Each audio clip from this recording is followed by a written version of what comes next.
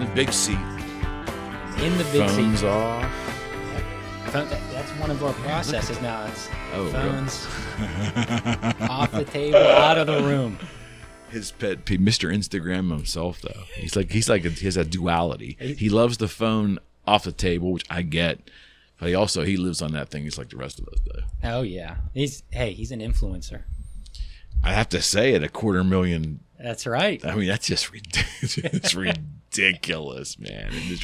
I'm gonna start calling him that, Mr. Influencer. Mr. Influencer. Man, I appreciate you doing this, dude. No, I thank you very much. It means a lot. Please, to me. no, this is great.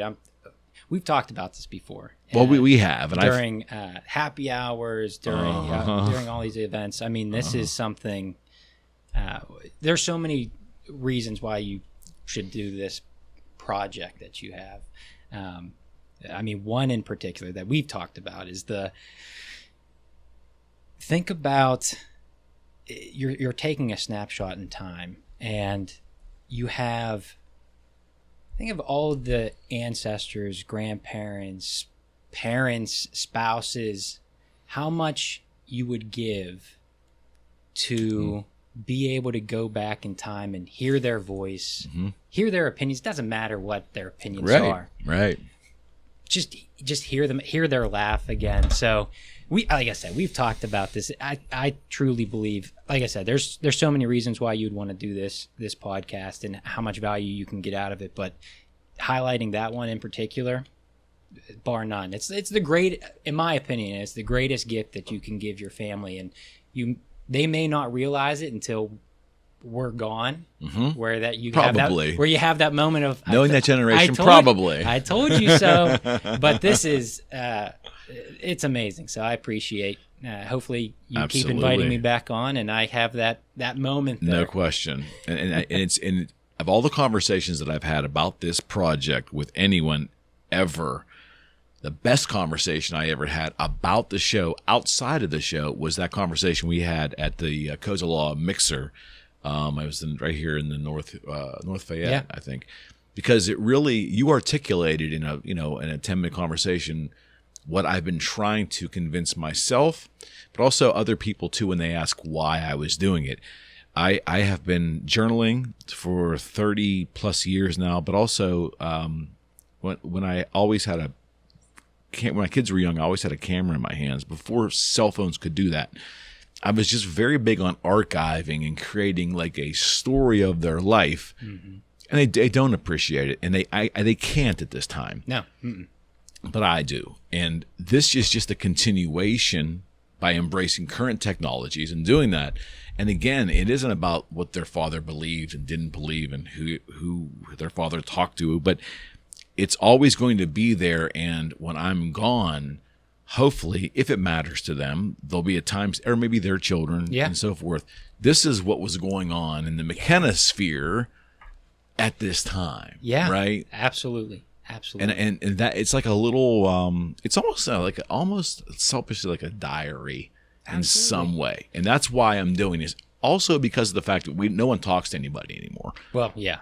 No, really. I mean, going to those mixers with you, I even find myself pulling back socially. I have to force myself to get out there and be with other humans in a social setting. But I mean, this is today I was walking at the track, Matt. I'll just share this with you. I was watching these young men go practice for a local football team here. And I'm walking around the track, and I'm watching them leave their parents' car, then walk. It was hot. Mosey on to the dugout area under the stands to meet their coach and get ready to go practice. Every child, to a fault, the moment they plopped out of that car, they were like this, walking, and until they moseyed. And of course, they got to put it away when they go play football. That's a benefit, I think. But it's just amazing. We're attached to this thing like it's an appendage. Yeah, there's it's been years now, but there's a video out there. I think it's called Look Up. It's just Look Up, and it's basically a long range commercial, a few minutes long. Okay. And the whole purpose is someone's, I think, sitting on a park bench, and they're looking at their phone, and they can't look up. They can't look up because they have, and in that split second, I think it was a gentleman on a park bench. and a woman walks by, and he's on his phone, and it kind of splits, and he looks up, he meets the girl, and then it's a kind of freeze frame throughout their life, kids, grandkids, just this happy life, and then it cuts back to him on the bench, and he never looks up. So that moment of her just walks past. So his whole life just walked past him, and it's like a phenomenal commercial. It still sticks with me. What product are they?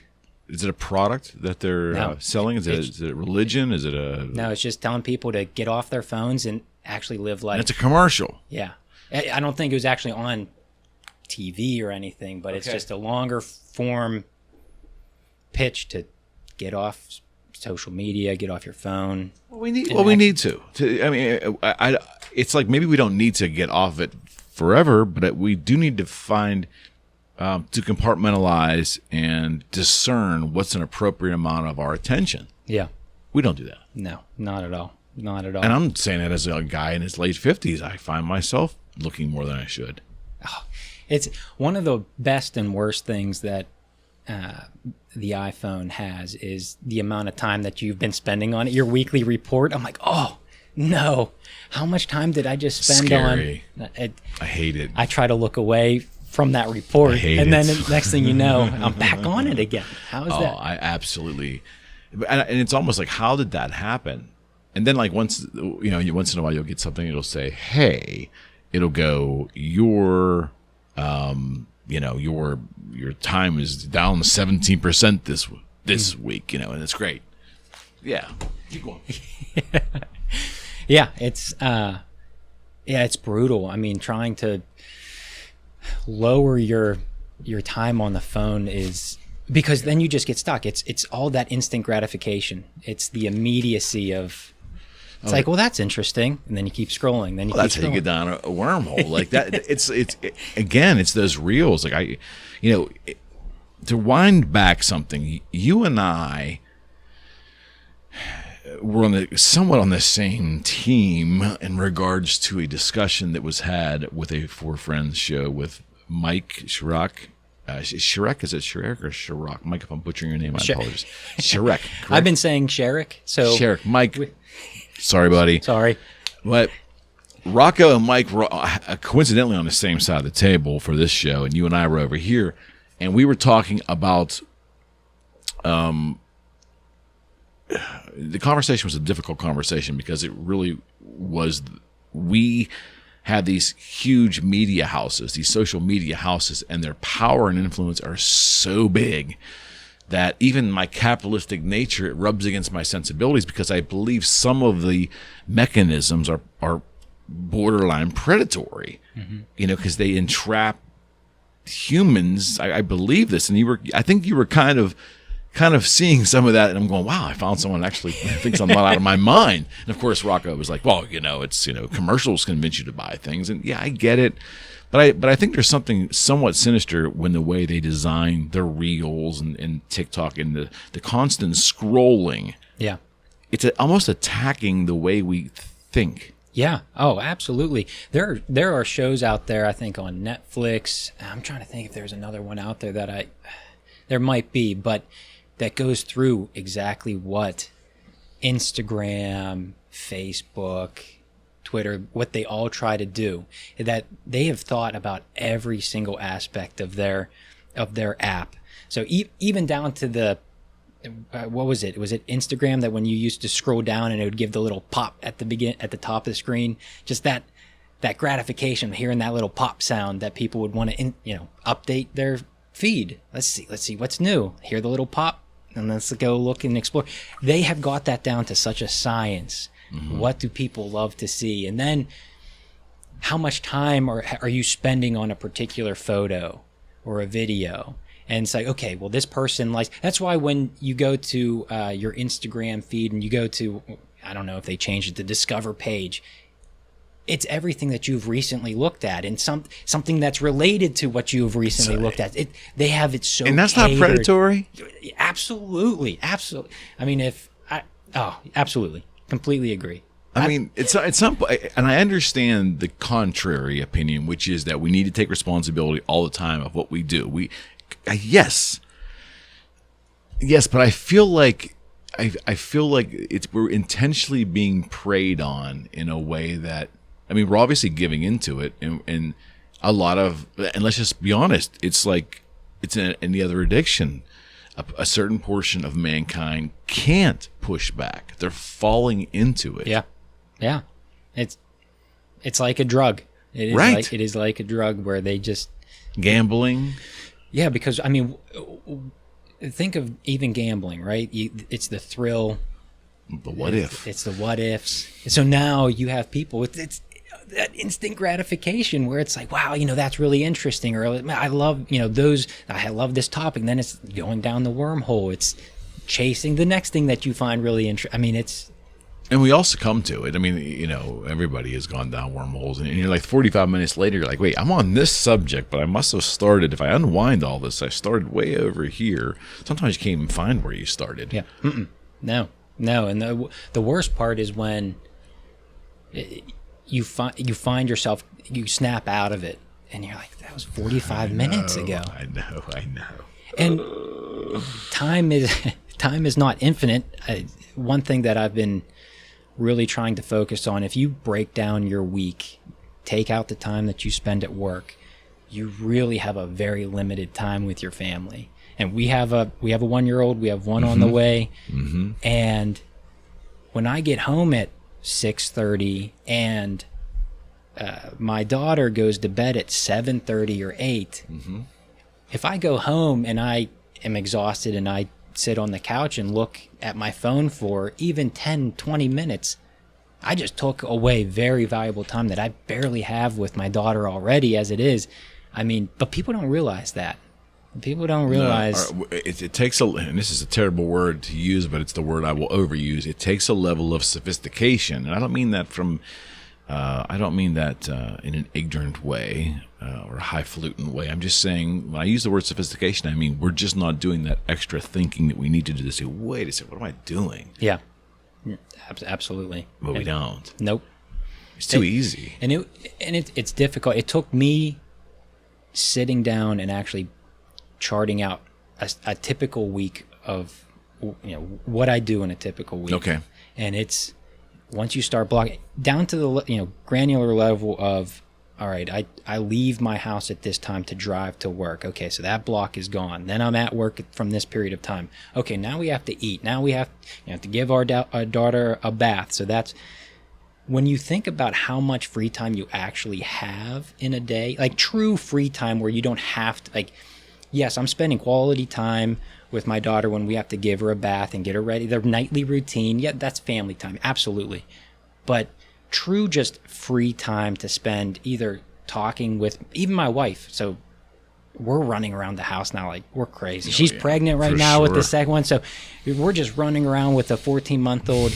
When we think about how much time we actually have together, right, it's almost nothing now, because we have, our daughter is just, she's a handful. So when she goes to bed at like 8:30, we are so wiped out that it is so easy to be like, let's just turn on the TV.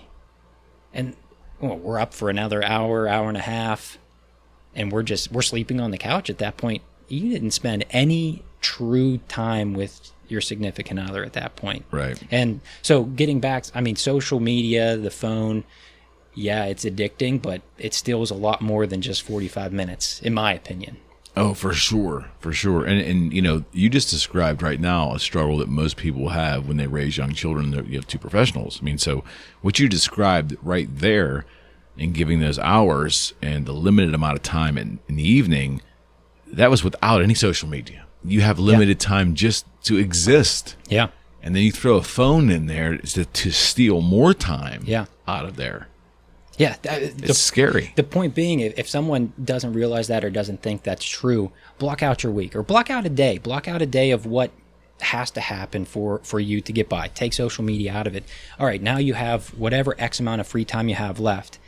Now, take that. What percentage? If you look at your phone for 45 minutes, what's that percentage? Because it's going to come out to be 25, 30, 40% of your free time. No doubt. That's where people don't understand. It's like, oh, I've only been on my phone for 45 minutes. Okay, at what cost though? You're not looking at it apples to apples. You're looking at it, it's just, I came home, I went to the bathroom, I was in there for 45 minutes looking at my phone. But it's a bigger cost than they realize. Oh, it's definitely a bigger cost. And I was having this conversation with a gentleman that we used to work together in the early 90s. We were in a office environment, a cube environment. He was over on this side, and I remember we were talking about the people that sat everywhere and what we used to do. When it was slow, we would stand up and we'd talk to each other. This was before the internet. So it wasn't like we were going to our CTR tubes and looking for information. We were just doing work, standing up and commiserating when our free time. And we took all that for granted because that was how you lived. Yeah. Yeah. And it was, now in hindsight, it was beautiful. And again, I'm blessed at the age I'm at because I can remember the before times professionally. And then I know everything afterwards. And I will tell you, lots of beautiful things the web has brought this earth. And some interconnectivity and extra commerce and all that stuff. But the price we've paid for it is pretty steep. Yeah. Oh my goodness. Yeah. I was a part of it. It really started hitting like cell phones. I'll consider the more advanced cell phones when I was in high school. Yeah. I would always get made fun of because they would tell me I would have the brick phone. Everyone has the new updated phones. My parents yeah, no chance. So I would have the actual brick. So I think I was the last of my generation to have like the giant brick phone where everybody has like the phone that like twists so they can, and then twist it back. And I'm like, yeah, I can play Snake.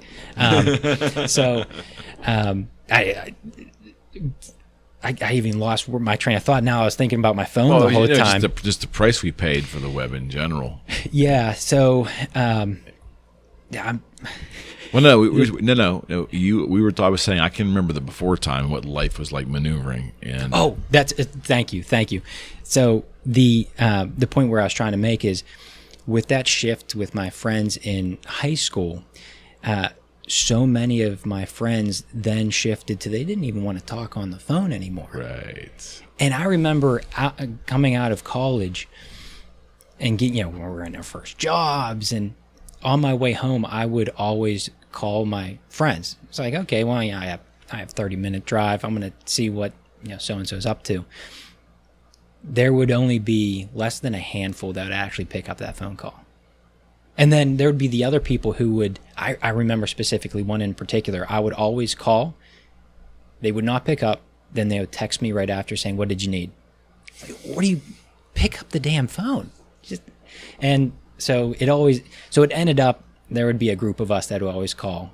And sure enough, two of them, one's a teacher, the others are in sales. They all work with people. The people who wouldn't pick up, it's so funny how it all worked out. The people who didn't pick up, they went down the road of like engineering. And it's not to say all engineers don't like to talk to people, but it's funny how they were more science oriented. Yeah, their personality type, for sure. Just so funny how that worked out. So this is kind of like, be careful I guess I should say be careful what you wish for. I remember very distinctly when I was buying and selling guitars online on this new thing called eBay and just having a blast. And I'd go, I'm going to go search for a guitar. So I'd type in Gibson Les Paul and hit enter. Then I would turn around on my little black and white TV in my office and I would watch like some of the first section of the MASH rerun. I'd look, it popped up. And I'd choose one that I'd hit enter and I'd turn around and it would just, but the point is, I remember saying to myself, because I was in sales at the time and I really loved what I did. I loved my coworkers and all that, but you always want the things you don't have. And I said to myself expressly in my journal, I remember writing it. I know what volume it's in. I said, wouldn't it be amazing to be able to earn a living with this computer and like earn money and never have to actually have that sales confrontation? People would just, you would put it out there and they would send you money. I mean, no idea that a year later it was just going to turn itself on its head, because I thought that the less human interaction I had, because again, all we were used to having is regular human interaction. Yeah. But what if I could eliminate that and make money from it? Mm-hmm. I mean, it'd be great, right? In Yeah. hindsight, as I look back now, I think it wasn't so great. I think we've taken the human connectivity, at least later on in the web. The first 10 years of the web, a lot of us folks still wanted to have some assurances there was a human on the other end and for transactions. But now we're perfectly fine with going to an app and sending $3,000 to somebody on the other side of the country and just assuming the product's going to come. Yep. Yeah. Yeah. And isn't that insane? There are companies out there now that they don't even have customer service that you can contact via like a phone line. You have to send a message. I mean, there's some companies that they we're so modern, we're new, and you have to text their customer service. Yes. And I'm like, are you kidding me? I don't want to text. And then I had to go down this process, and someone will be there. They'll be answering me, but they're going to be texting me back. We moved. We just closed on a house, and we moved in, and we had trouble with our Wi-Fi, and it was all through text.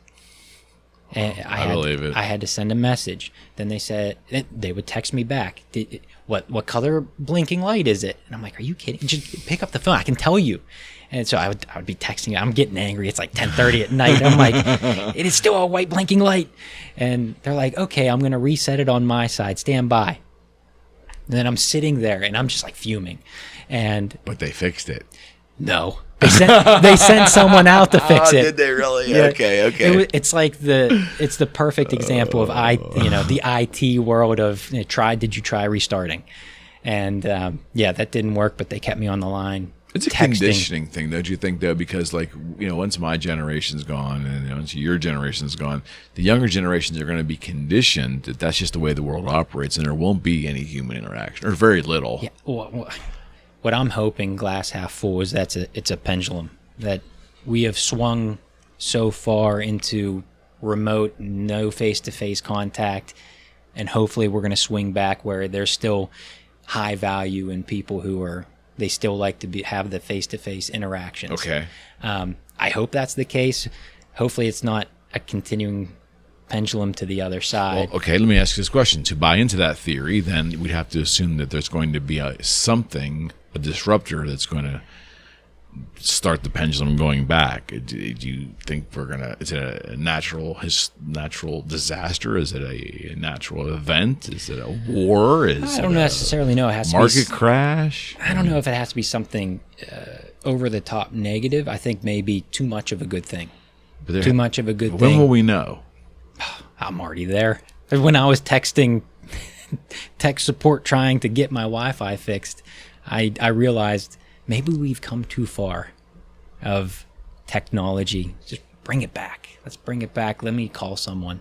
Oh, I'm there with you, but I think there's a lot, my son is perfectly adapt to most of everything he does. Is case in point. So I won't get too personal, but he just accepted a job out of college. Nice. First job out of college. We're excited for him. Yeah, excited for him. And he was unwinding the process for me because, of course, I'm naturally curious. I'm a dad. I'm bothering him, of course, and drilling into matters. Okay, so how'd you find out about this job? Who'd you interview with? How many people did you interview with? What was the process like?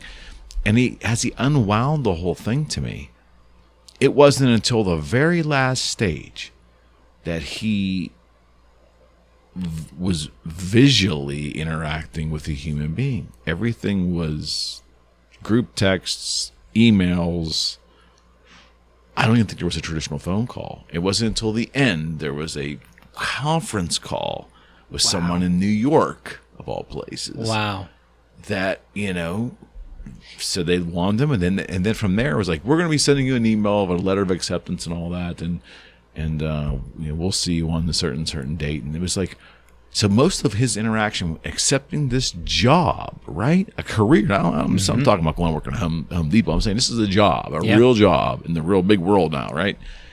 It was all done in a very impersonal way. And I compare that to interviewing in the 80s and early 90s where there was multiple interviews with some of these companies, but it was driving, getting out of the car, worried about my suit looking right, wonder if I have my crib notes right about the companies, all that stuff. Now interviews, people don't have their pants on, but everything's different. Like everything is different. Yeah.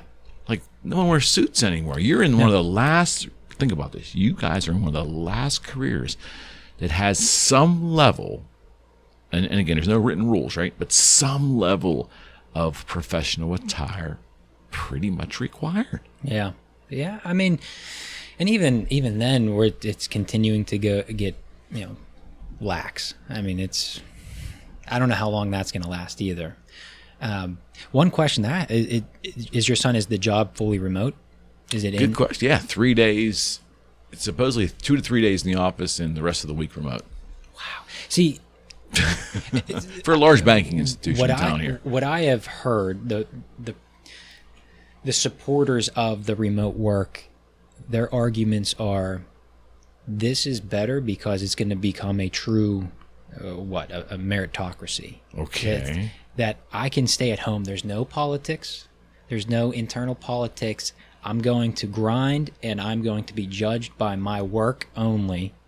And through my work, I will be able to advance in this field. I don't agree. You can't take the human element out of it, though. No, I don't agree. And I'm happy that I'm through that part of my career now of my first, I would say my first job coming out of law school. So it was a little bit different for me than other students. I had a career before I went to law school, but coming out of law school, I remember going into the law firm, getting all of my work done, but then every Friday, circling the office, meeting new people that I haven't met before, seeing what they're working on. Bingo. Just seeing, hey, that's really interesting. Can I be a part of that? Just asking them the question, I want to help. How can I help? This is really interesting case that you're working on. Love to be a part of the team. And I would do that every Friday. I half day Fridays. That's what I would carve out my Friday, try to get as much as I could done at the beginning of the week, and then start circling and meet new people, or the people that I've already met before, just trying to solidify that relationship.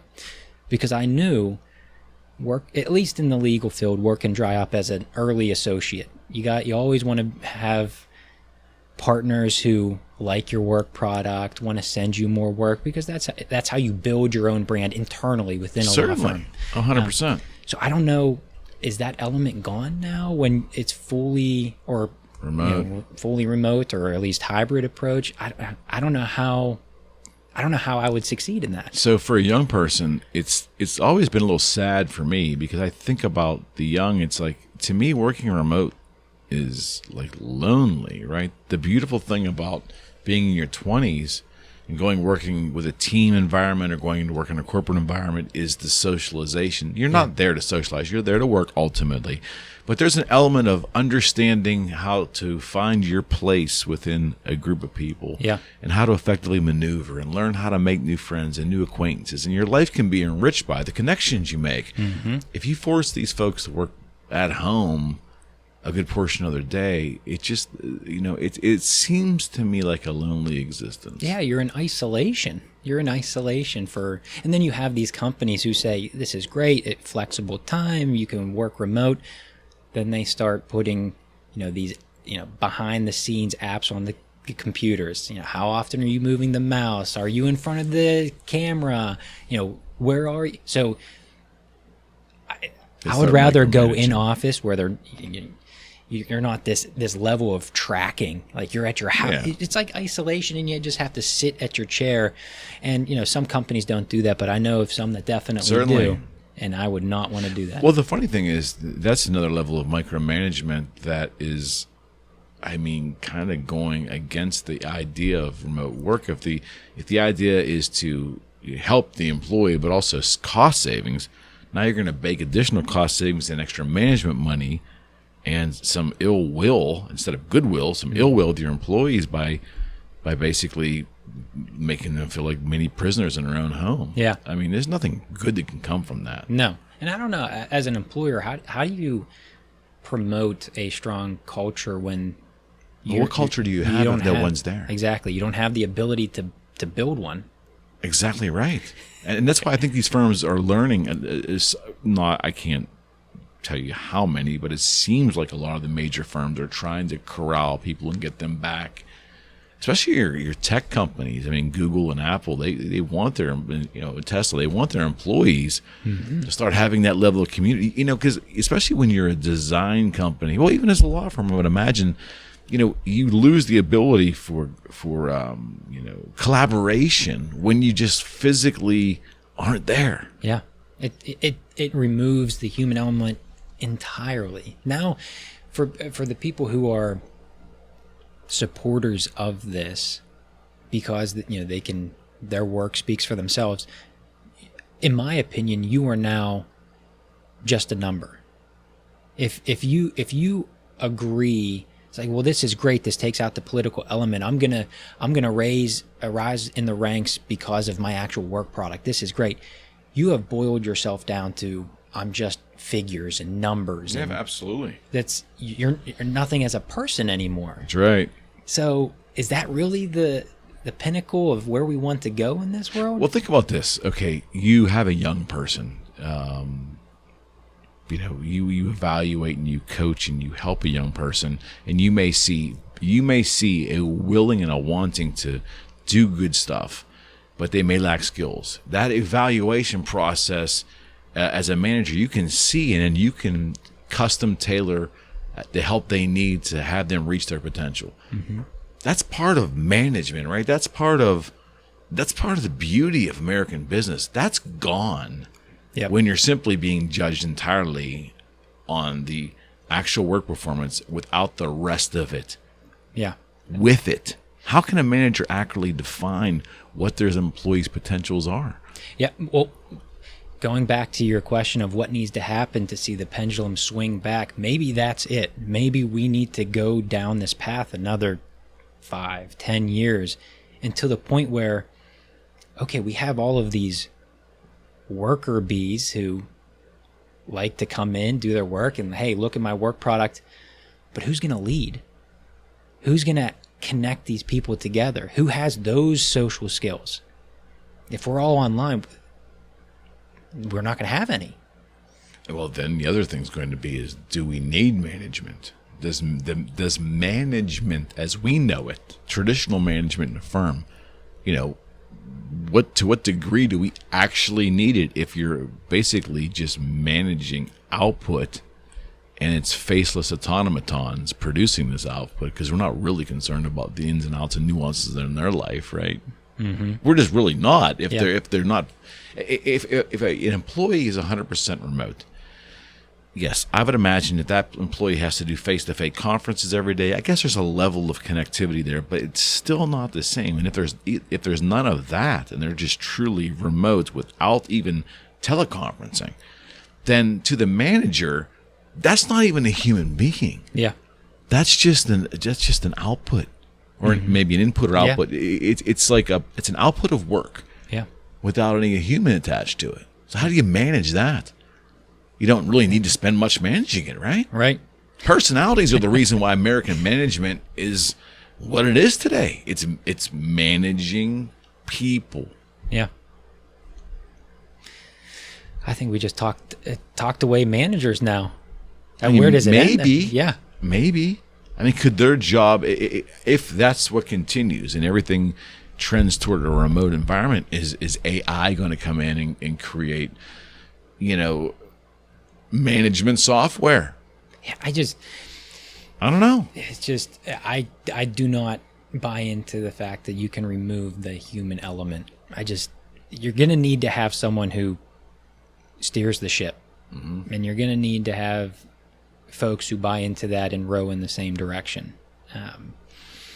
I don't think you can automate that. I understand you have all of these inputs or outputs, however you're viewing it, but I don't think it's possible to remove fully that human element. And for the folks that are excited about this, I think that's they're reaching their maximum capacity in that job right out of the gates. If they really believe that I don't need to do anything else other than I'm going to have my work product, this is great, I think that's about it. That's where you're going to be. And that's okay if that's where you want to stay for your career. But if you truly do want to rise in a company, in an organization, you can't take away the human element. It's impossible. I would agree 100%. And, it's like the advice to any young person that I will always give, and it's not specific to any particular industry or demographic. It's just do a little more than what's expected of you. And be sensitive to your coworkers. You don't want to throw anything in anyone's face, but make sure that your manager knows that you're willing to be helpful in every regard, and just do a little more than what's required of you, and make sure they know it. Mm-hmm. I mean, that's solid advice that goes back 50 years, right? And I think it's still I think it's still solid advice today. I do believe that. Mm-hmm. I'm not saying it's being done quite a bit, but in the end, don't we all want to theoretically? Don't we all want to achieve and be better than who we were yesterday? Yeah. I mean, even if we won't admit it, don't you think we all kind of yearn for that? I have a story so I grew up with 3 older brothers, and my first job out of college, I was an accountant before, and I got a job. And it was at the same company as my one brother. And I remember I went through the interview process, got the job, and they needed me to come in to fill out some paperwork. I was going to be starting 2 weeks later. It's like, hey, come on in. We just need to hand you the paperwork, take it home, get it all taken care of, and then come in for your first day. We'll be rocking and rolling. So I'm like, okay. And it's funny you bring up, you want to not only meet expectations but exceed them. I didn't know what to expect. I'm so fresh. I'm right out of college. I said, this is great. And I dressed, I would say, business casual. So button down, but it was one of those kind of untucked button downs. I was like, okay, well, I'm just coming to pick up paperwork. That's all I'm doing. I'm not going into the building. So stupid me comes in, walking in the building, and I this is great. I'm picking up the papers, and I still make fun of my brother for this because he scared the shit out of me. My future boss walks over. He's like, oh, that's great. Here are the papers. Do you want to see where your office is going to be? And my face, I already knew I messed up. So I'm like, oh yeah, okay. So I'm walking through, and again, I'm not dressed down, but this is a place where you wore a suit and tie. So I'm walking in, I'm already sweating. Sure enough, my brother spots me from down the hall, and he comes in. He's like, hey, can I borrow Matt for a second? So my future boss is in the hallway. I walk into my brother's office. He chews me out, screaming at me. And I thank him now, sort of, not really. But man, did that set the tone early of... What year would this have been roughly? 2011. Okay.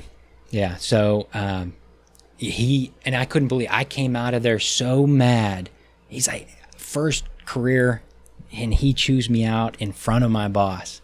And you know what? Looking back, I should have. I absolutely should have got reamed out for that, because there is, you come in, because it's not only my reputation, we have the same last name.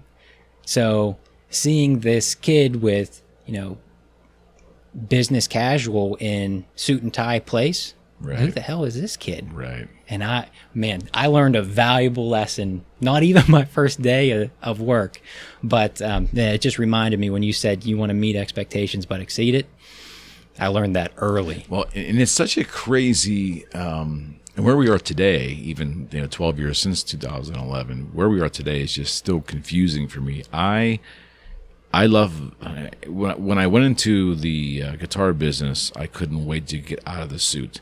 I still wore a button-down shirt, but I wore denim and usually dress shoes. That was kind of how I just carried that mantra into real estate. And I was working for one of the biggest brokerage here when I first started, and nice people, but I was promptly told by executives in that company that I'll never make it wearing denim. We don't do that here. I was like, oh, well, I guess I'm at the wrong place. And I mean, so what I'm saying is you can do things your own way. You can. But there's always going to be that question, like, have I not gotten pieces of work because some people were looking for that little bit of professionalism? You know? I think in society, we're eroded. It continues to erode. Yeah. And well, I agree with you. You can be an individual and create a path, but I think what I learned that day was a valuable one, that you can't make a second first impression. And 100%. I knew when I left, I mean, I was mad at my brother for some time, and I still won't let it go. But that was a valuable lesson. I mean, that he was right. I should have gotten. Well, that was their culture too, right? Yeah, their culture was known, professional. Coming in, doesn't matter if you're going to pick up papers. Yeah. And so I knew I was done for as soon as he said, "Oh, come on in. Let's take a look where you're going to be sitting." I was like, "Oh, no." Now, do you think of that same firm today? First off, does the firm still exist? Yes. So at relaxed, it's not. So if you did that today in that firm in 2023, same exact scenario, what would the effect be? Would you guess? What would you guess the effect would be? If someone were to get yelled, chewed out like I did? Let's just say if they're current, again, we're making some assumptions. Sure, yeah, absolutely. But that firm's current levels of attire professionalism would be applied to your circumstance. Would it have been a big deal? No. So it's changed that much in 12 years. I think it's changed that much. Think about that. Yeah. My brother's reaction, it may have not have changed, because again, he's like, when you walk in these doors, you're not just making a reputation for yourself. Certainly. And we have the same. So I think his reaction probably would have been the same, but for company wise, I think that my attire would have been probably mirroring everyone there now. Yeah, it's a tough thing for real estate. I mean, I struggle with it all the time. I have a blazer on in the fall and winter usually, but always in denim, but with a dress shirt. I think that's my look. I'm good with it. I don't think I've lost business because of that, but there are times where I'll have to run into the brokerage, or I'll have to run out last minute for a showing.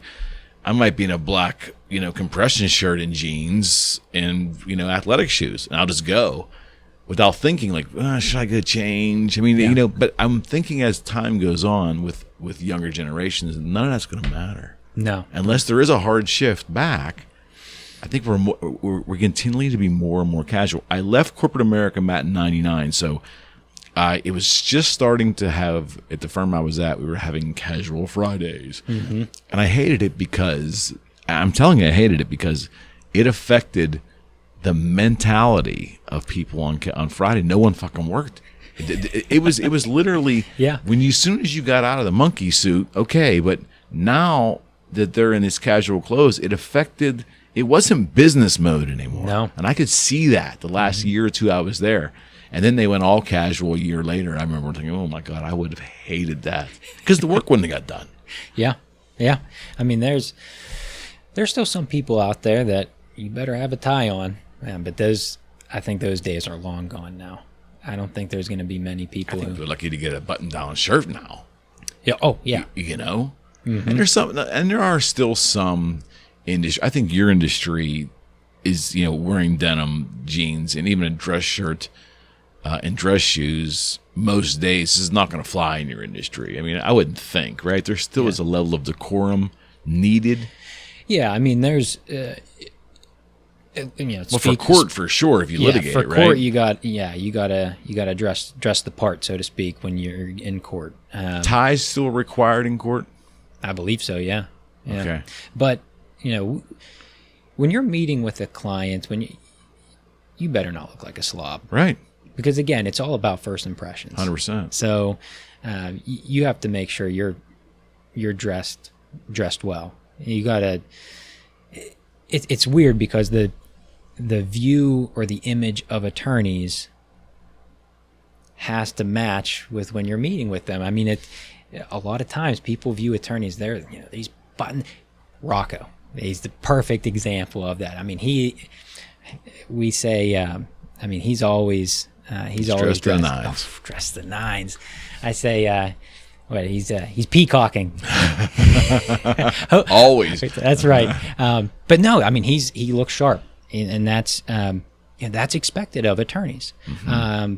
And I don't know if that's going to change. I mean, you might have. What about physicians? Where are we today with physicians? You know, my biggest problem is, and it goes for any industry, but definitely for healthcare, attorneys, people don't take care of their bodies anymore. I knew you were going there. Let's go there, because I just had this conversation earlier today. And it just, it really bugs me. And and look, I'm not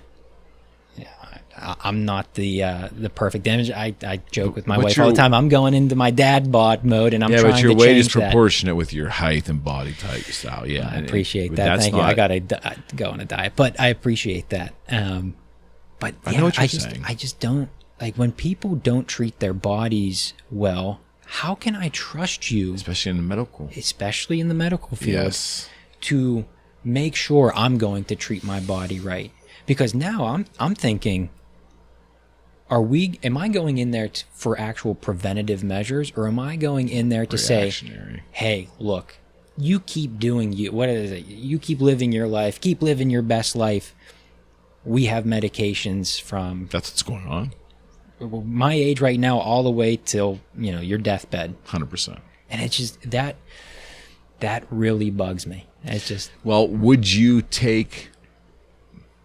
I mean, how wise would it be to take significant financial advice from a financial advisor who doesn't have those same stocks or mutual funds in their portfolio? Yeah. I mean, would you buy life insurance from a guy that doesn't have any life insurance? It's basically, putting your money where your mouth is. It's like, oh yeah, invest in all of these things. I don't have any exposure, but it's like playing with someone else's money. It's like, hey, yeah, all of these look great over here. Meanwhile, they're doing something completely different. Yeah, there's a lot of... I'm right there with you when it comes to going to a physician or a health professional that obviously does not take care of themselves. I got a story of a physician I went to who my family loved to death. He probably pushed 310, 320, and thought nothing of standing on the side of his building there smoking cigarettes a couple times a day. It was just I think he was a good human, and he certainly had a big book of business, but how is he going to give me advice on healthcare? Yeah. It's not... Yeah, I completely agree with you. I thought this when I was like a teenager. I'm like, this guy's telling me that not to lift weights, I'm going to hurt myself, and he's like 300 pounds. Yeah. It's hypocritical. It was crazy. Yeah. It's... I have switched doctors for that reason.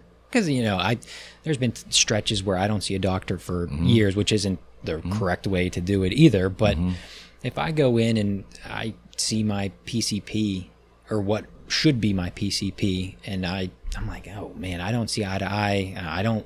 First impressions again, whether they're right or wrong, they could be the smartest person in the room. Certainly. Or... in their field, I should say. They're smarter than me anyways. Certainly. In the room, but smartest person in their industry, and I'd be turned off. I would go a different direction.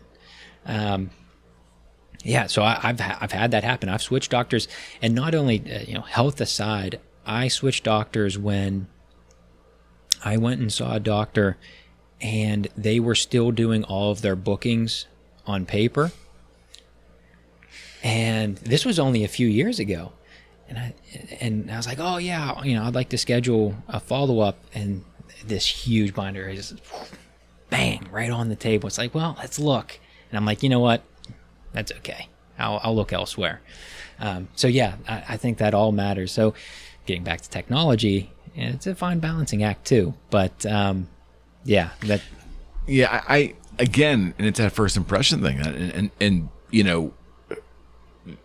I wonder if that matters a lot in a younger let's say those in their late teens, early 20s now, is that first impression thing still a big thing? You know, because when we say first impression, oftentimes what we mean is kind of derived from the pre-internet days. When you first had that first encounter, it wasn't usually a phone call. It usually was that first face-to-face encounter. That's true. But they're getting all of these virtual connections, and sometimes it's a while before they have a physical. Yeah. And how much weight do they put into quote-unquote first impressions? Yeah. What are their first impressions? I was about to say, how do you define first impression for them? I mean, think of all the dating apps out there where it's online, and then people will have conversations for days and weeks of meeting for the first time, but they know everything about each other in terms of kind of the high level stuff well before they even meet each other for the first time. So when is the first impression there?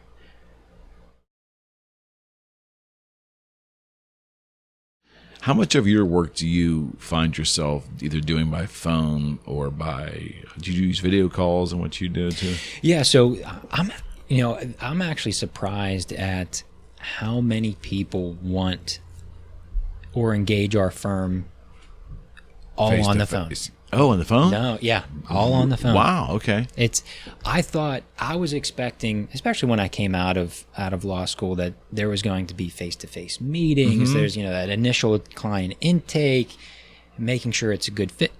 So much is done over the phone now. Wow. There are clients, great clients that we've done a ton of work for, and I've never actually met them face-to-face. That's incredible. And so when clients come in and they say, I'd love to just come in and meet you guys, I'm like, absolutely. And they're surprised when I say, look, you're one of the few who ask that. So I'm like, come on in, we'll meet, we'll talk. And they love it too, because they're like, yeah, we talk to other firms, but we can never get that scheduled. So there is so much in our industry now that is going remote or virtual, I should say. It's shocking. So how much remote work is done with attorneys now? How much virtual work is out there in your industry? I mean, there's law firms that are created completely remote. I mean, there's law firms that don't have an office. They just... That's illegal? Mm-hmm. Wow, that's it's interesting. Just all virtual. People can meet. They say, let's go meet at this coffee shop. Let's go meet at... But all of their work is done remote. So they don't really hang a shingle anywhere. No, and that term is gone. Yeah, well, the reason I asked that, not in my industry. We must be archaic because, number one, having my real estate license does not entitle me to sell real estate. So to be a realtor in this state, I have to connect myself with a Pennsylvania approved broker. And that broker, part of their requirements is they must have a physical address, business address, and a mailbox, and a landline phone. Oh, yeah. Interesting. Oh, it's a little archaic, but that's why. I don't know about those last couple pieces, but like having a physical location address, that may be a requirement. But again, you can have, it's not like a landline and all that to prove that you're there. Our industry's odd. There are law firms that, they just get a space to say that, put on their website. Right. You go there. Oh, yeah. Well, certainly I think you want to have comfort with potential clients, right? And there's a comfort level there. Hey, they're at a physical location. Not that matters much anymore. Yeah. No. No, yeah. Everybody is, like I said, a high percentage is now, they call in and it's just, yeah, this is great. This is great talking to you on the phone. Yeah, let's move forward. And it's sad to me. That, like, as a human, it's kind of sad. We're trying, like I said, we talked about this before, but we're trying to get we're trying to implement a lot of these processes because we're growing so much. One of these pieces that we were, ideas that we're tossing around is, when a client or a potential client calls in, we want each attorney to create like a welcome video.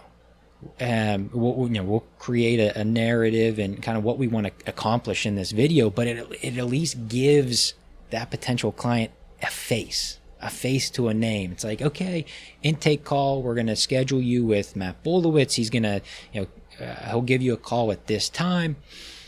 At least now when we send that to them, they can see a face, because there's not a lot of clients or potential clients that even ask for a Zoom call. I mean, it's truly just, I want an initial consult. Okay, I like what you're telling me. Let's move forward. You'll have some that they want a Zoom call, but it's far and few between. Wow, I would not have thought that. Yeah. It's kind of sad to me. I mean, that's even sadder that they don't even want the visual there. Yeah, because it's not like it's insignificant money. I mean, when you're paying for an attorney to negotiate a contract or get you out of a contract, or if you have a lawsuit against you, I mean, it can get pricey. Mm-hmm. So I would have a tough time not wanting to see someone. Yeah, right. Face to face, or come into their office. I want to know where my money's going. Would you prefer if more of your client interactions were face to face? Absolutely. Because again, I think the space is, like any industry, is becoming so lax. People are starting to lose that edge of how to talk to someone face to face. I think it would only add a continued advantage for our firm, because I think everyone at our firm, they are outgoing. They do like to talk to people face to face. There's a time and place to be able to be more efficient, jump on a phone call, get a matter resolved, and move forward with the next matter. But absolutely, I wish more people would want to come in and talk and work, see if it's a good fit, because we already do a good job on the phone and give that peace of mind for a client. But I think we present ourselves very well in person too, that it would just be an added bonus, give that added assurance for those clients that maybe be on the fence of, should I go this way or that way.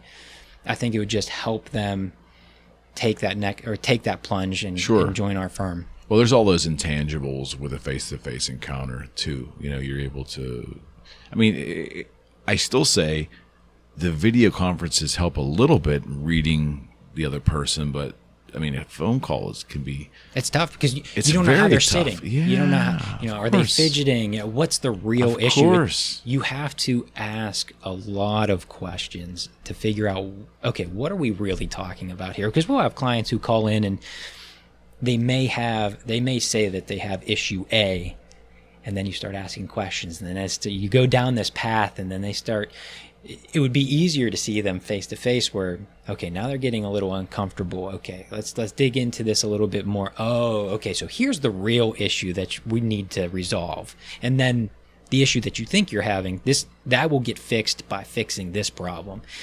It is more difficult on the phone because you have to listen to their voice. You have to ask additional questions.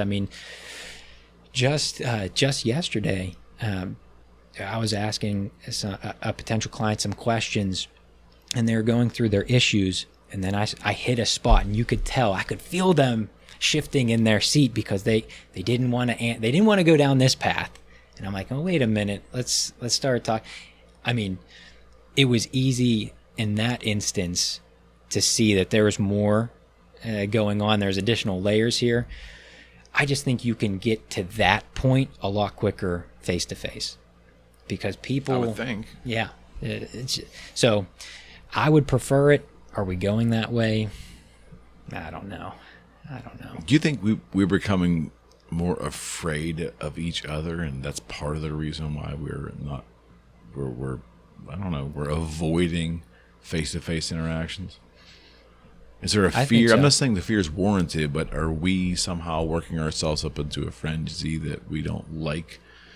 It's too personal. It sounds ridiculous, especially for someone my age who can remember the before times where that's all how we operated. But it just seems like there's a avoid at all cost. Yeah, having to be in the same room with someone. I think people get really, really worked up about that. They don't like it anymore. It's having someone look at you in the eye as you're trying to explain a problem or start asking you questions. People get, people get offended pretty quickly now, which I don't know. That was a loaded statement, but I don't think people are handling uncomfortable conversations as well as we used to. And I mean, look, I'm young, so maybe that's off base. But I think people now, they like to have like this table between us. They like to have that phone line between us. So now I can be in my own bubble and fidget and twist, and now I don't have to get worked up and know that you're asking questions that I'm not comfortable answering. So to hear you say that, and you're not the first person that's told me that, but that is so, I won't say the word sad. Let's just say it's extremely weird and different to me. I've been in front of people my whole life. I don't think about, like, if I was talking to you on the phone, I wouldn't think any differently or act any differently than I'm doing right now. Like, it's not. And that's not the case anymore. That is not. That's so weird, though, to me. It's funny, personally. Looping it all the way back to when we were talking about the story of me out of college and calling friends. My one friend would say it. He's like, I don't like texting, or I want to talk to you because that's the raw answer. I like the raw answers, and that stuck with me. So if he's listening, he'll know exactly. He's definitely talking about me because you can massage a response via text or email or sending a message. You're not getting a raw answer. You're not getting, I don't want to say the truth, but you're not getting what you truly believe. How do you folks are business attorneys, right? But but how would a criminal attorney conduct their practice if they can't get into the same room with their client? How does that work? I'm not even close, thankfully, to that industry. I don't know how people do it. It's a needed industry, but that's a tough one to do. I would imagine that they are much more in person. And because you have to ask your clients certain questions, and sometimes they're incarcerated, so you get the chance to talk to them in person. So I think in their industry, they probably have a little bit more face-to-face time. You need to. You have to, because even now we're asking those questions because we can't have a curveball, but we're not. It's not life or death on our side of things, right? But we're always asking those questions because a client will always, their initial story will always be the facts through their lens. Okay. And then you start asking questions, and it's like, okay, well, wait a minute. If I'm playing devil's advocate, these facts here aren't favorable to us. Let's start diving into there. And that's when you start getting the fidgeting. Well, I don't, yeah, that happened, but it's like, okay, well, that's important because my job is, let's prepare our side because those facts, that's what they're going to be arguing. So I understand our favorable facts, and that's what you want us to talk about, but it's my job to really dissect that so there's no curveballs.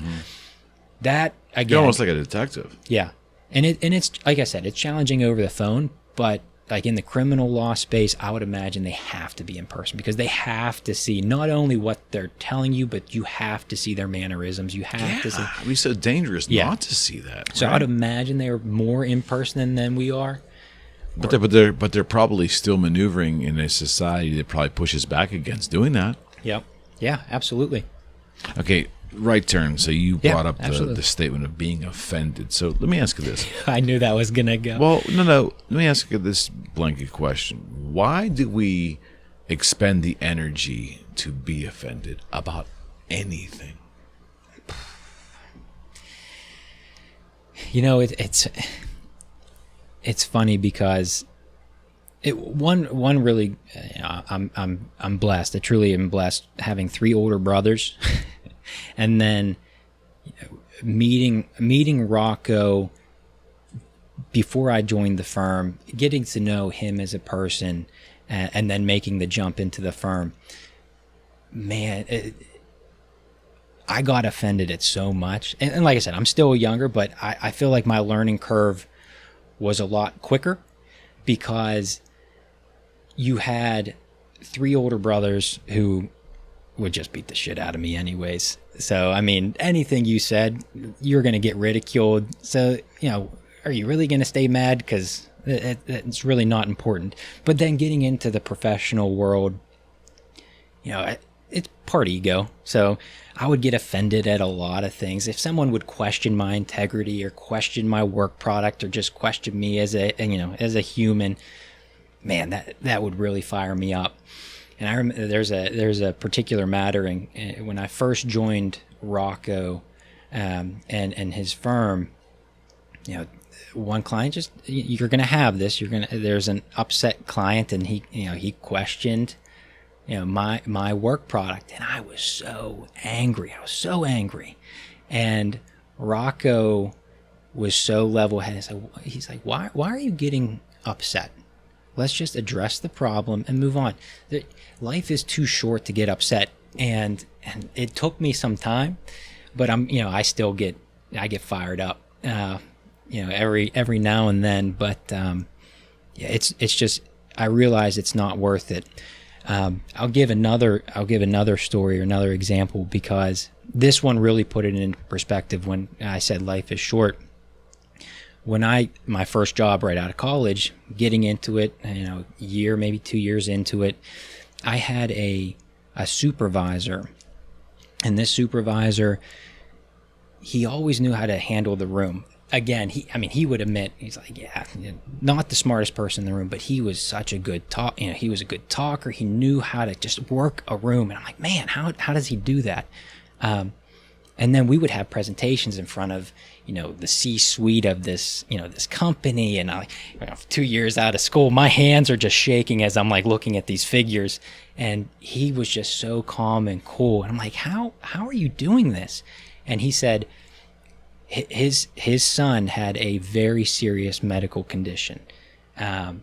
They were in the hospital for months and months. He had a heart transplant. He said, I went through all of that. I realized very quickly what's important in this world. Going into a meeting and talking to the CEO, that guy goes home just like I do every single day. I'm not going to give a shit or sweat or be nervous. We're going to go in there, do a great job. I know we're going to do a great job. And that's it. He's a person. I'm going to go home, and I don't even, I don't know if my son's going to live into, the next year. That's what's important. Man, did that snap me into perspective of what's actually important in this world. It's not, don't waste any time being offended. And like I said, I'd still get fired up at times, but those two moments really stuck with me. One with Rocco putting me in my place. I'm like, what? Don't get upset about that. And then that individual at my first job, that one really stuck with me. It's like, wow, that's not, like, a lot of this stuff isn't important. It's not. In the end, I can imagine we're all on our deathbed and we look back and nothing is important, right? We want more breaths of air. We want more time. Yeah. And you mentioned ego. I think ego is the main driver. I can remember being a young man, and when I would get quote unquote offended by something, I thought I was doing what I was supposed to do. Like I was raised in, and my sensibilities are affected, that I want to lash out. That was because those around me were doing something like that. It was just the thing to do. Mm-hmm. Even when I didn't even know what I really believed on certain things, if I thought I believed in that, fuck them. I want to go. And then, when I took a step back and started getting humbled by life, you look around and say, that's really takes a lot of energy out of you. Yeah. Like getting worked up about something. And sometimes you're like, why am I worked up about this? Yeah. And it's, it goes hand in hand with, having the mental energy spent on, because you don't let it go. You stew on it, you bring it home. And so now you're working a full day's work, and you go home and you still are like at work. And it's just, it's funny. I watched the podcast with you and Jeff Hancher. So, anyone watching, phenomenal episode, phenomenal human being. I think it was like accountant in me. I think it was like episode 344. It's like, it just sticks with my mind. I think it was 344. It's either 340s or I think it's 344 actually. But that's pretty good. It's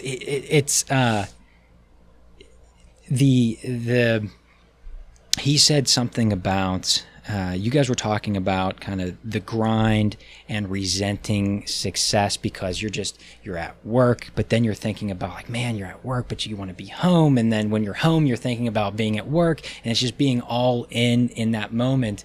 So when you talk about being offended and you bringing that home with you, you're not actually home anymore. One thing that that's a very good point. Yeah, and one thing that my wife and I, she has a very challenging, she's a dentist, so she has a challenging career as well. We always ask ourselves, are you bringing the best of you home or the rest of you home? And it's always a very good point of reference of when you're getting offended, or if you're just busy at work and you're just bringing that home and you're exhausted at the end of the day and you're just like, I'm out of it. I'm sitting on the couch and I'm watching TV. You're just bringing what's left of you for that day home. Are you actually home and spending what little quality time that you have? Are you really going to spend it on something that you're mad about? Are you going to be there for, your spouse and your kids? And yeah, that's the question we always ask. So that podcast with Jeff, the man, did that really hit home? I was like, what he was talking about, just his journey, like imposter syndrome, and where are you? You have to be all in wherever you are. That one cut deep. Oh yeah, that I enjoyed my conversation with him very much, and that wherever you are, be all in. I think I mentioned this to him, that one of the strongest quote unquote self-development sayings was what Jim Rohn said many, many decades ago, and I heard it, I think, in the early 90s. It was, wherever you are, be there. Yeah. When you work. When you play. Don't mix the two. And I, again, being a young person in business, I really didn't fully grasp that. But years later, always reminding, be present, really be present where you are. Yeah. And try not to bring work home or carry on the play into the work sphere. Try to keep a delineation there. And of course, there's going to be social functions and all that, but the essence being that they're both serious things, but treat them seriously, but be where you are. Mm-hmm. And later in life, I figured that out. And it's such a heavy statement, because I think I'm at a point in my career and our firm with, Rocco, he is, he started the firm, established, 3 kids. He has already gone through, a lot of those hoops. I'm in an interesting point in my career, because 1-year-old, one on the way, trying to hit my stride as an attorney. We have these younger associates at the firm, and they may not resonate with where Rocco is right now, because he has already accomplished all of that and more. So that weight of, I got to get this right, because let's face it, a lot of attorneys, they work themselves to death, a very tough home life if they're there, because they're just, it's a grind. So it's, I'm trying to, and maybe this is too much, weight on my shoulders, or that belief, but, I'm trying to create that template that younger associates can follow and say, okay, wait a minute, I can do this. I can have a work-life balance. So being all in, that's something, bringing the best of you home or the rest of you home, or, wherever you are, be there. I'm trying to capture all of that, because I want to be super efficient at work, be a great attorney that younger associates can look to and say, okay, that's the roadmap right there.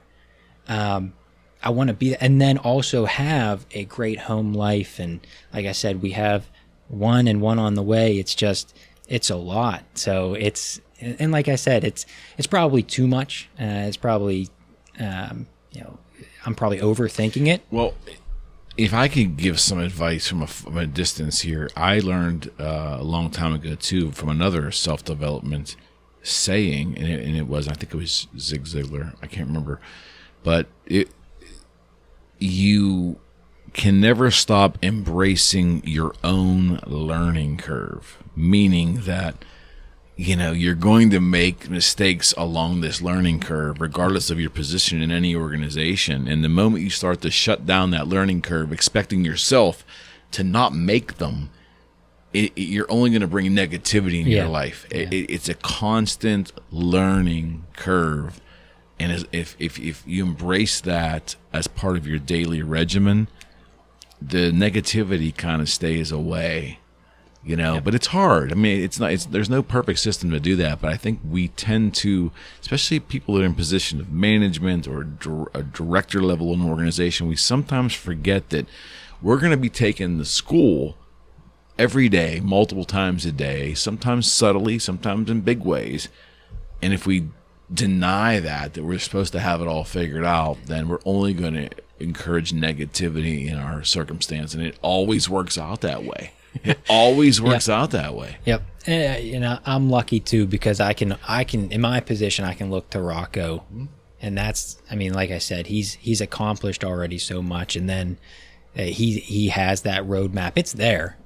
It's just, I'm able to relate to that a little bit more, just because I'm a little bit further along in my career and family and home life. You guys are also writing the book too. Like the firm, correct me if I'm wrong, the tenets of who you are as a firm and what your vision is, as both of you as partners there, I would guess it's kind of like not set in stone, but it's set and it's amendable, and it'll live and breathe, right?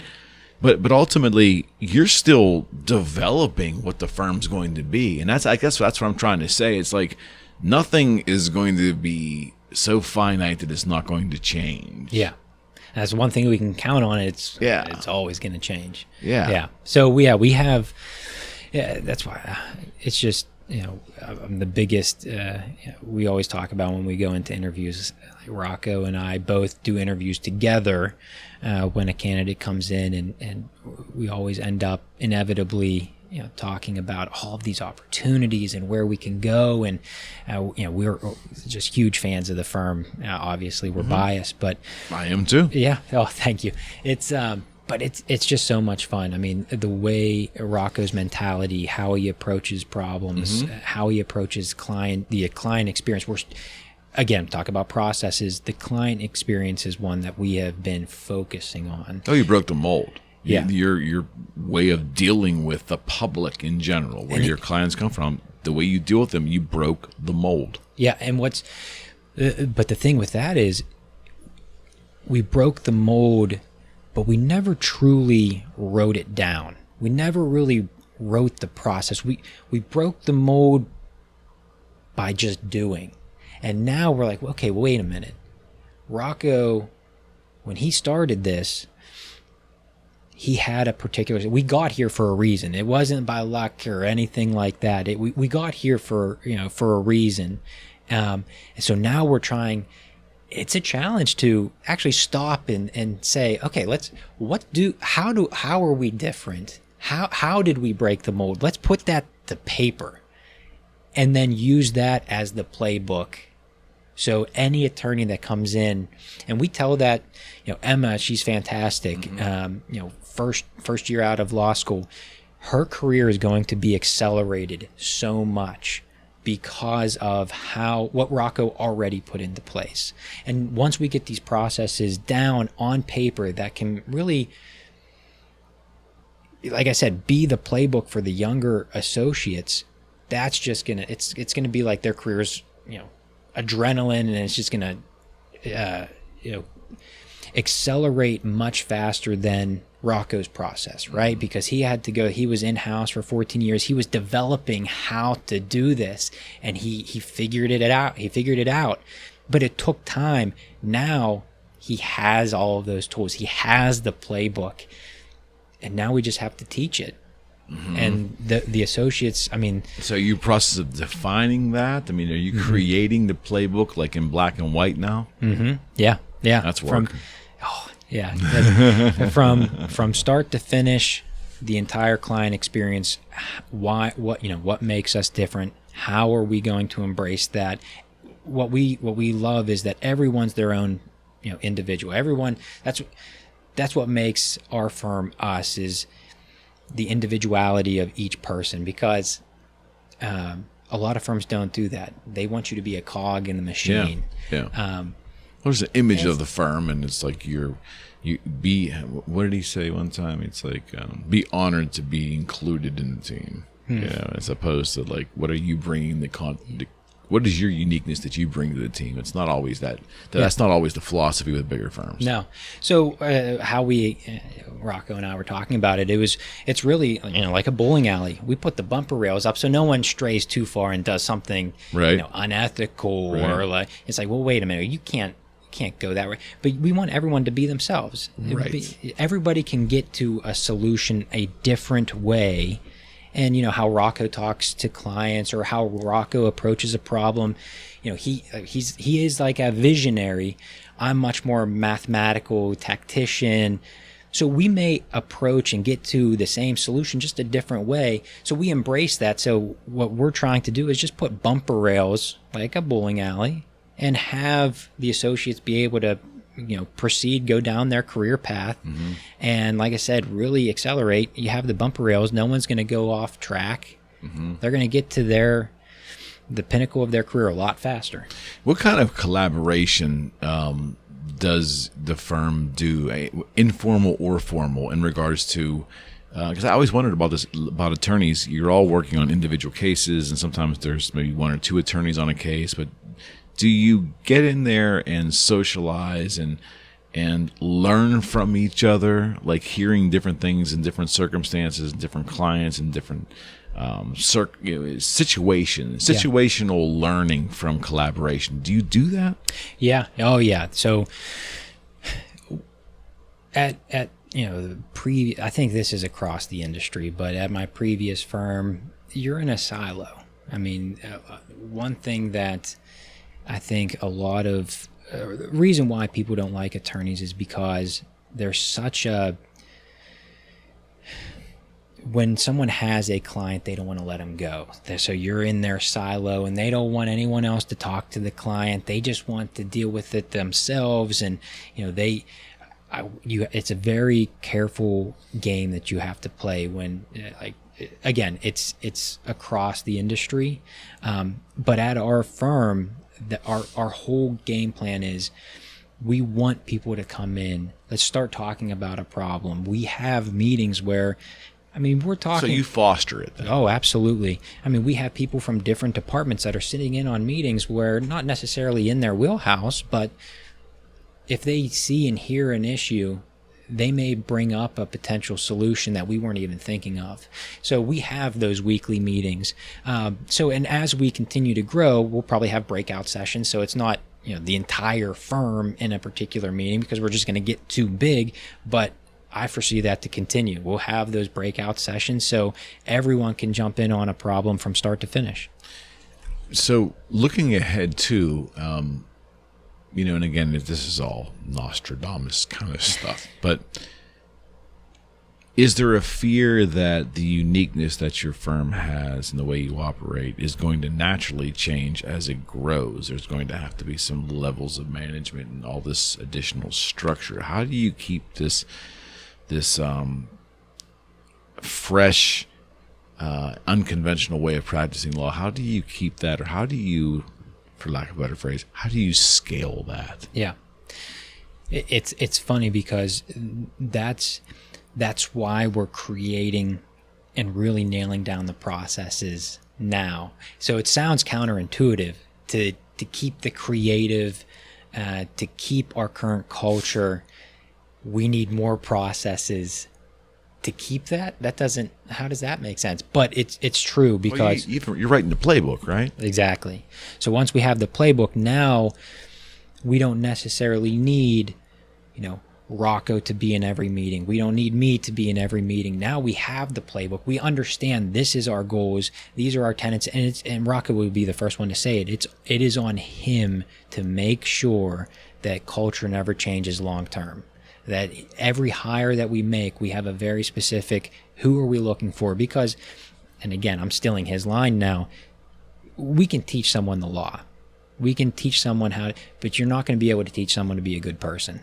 It's impossible. So in those interviews, when we're hiring someone and maybe someone's right out of law school, I really don't care what you got on your contracts test, or, you know, how did I do on my constitutional law exam? I don't care. Who are you as a person? Are you easy to talk to? Can you get along well? Do you get offended quickly? So it goes back to that.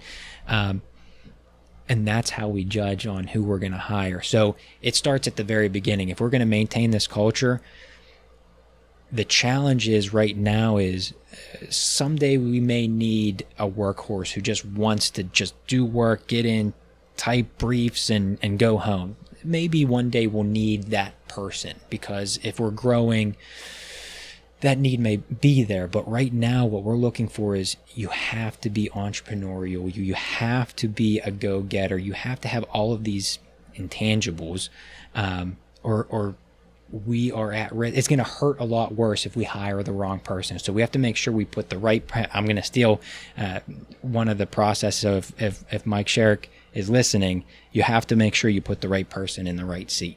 And we're small enough right now. We have 10, potentially hiring the 11th here in the next few weeks, but we're small enough that we have to make sure we get the right person in the right seat. Yeah, you're small enough, but it's probably a good time to start designing the playbook, because you can't. I would imagine it'd be too difficult to grow much more if those fundamentals aren't like easily identifiable and readable, and maybe even somewhat scalable. Yeah, I hate it's an overused word, but yeah, I mean, you know, every entrepreneur wants to do something to scale. I'm like, you don't even know what you like.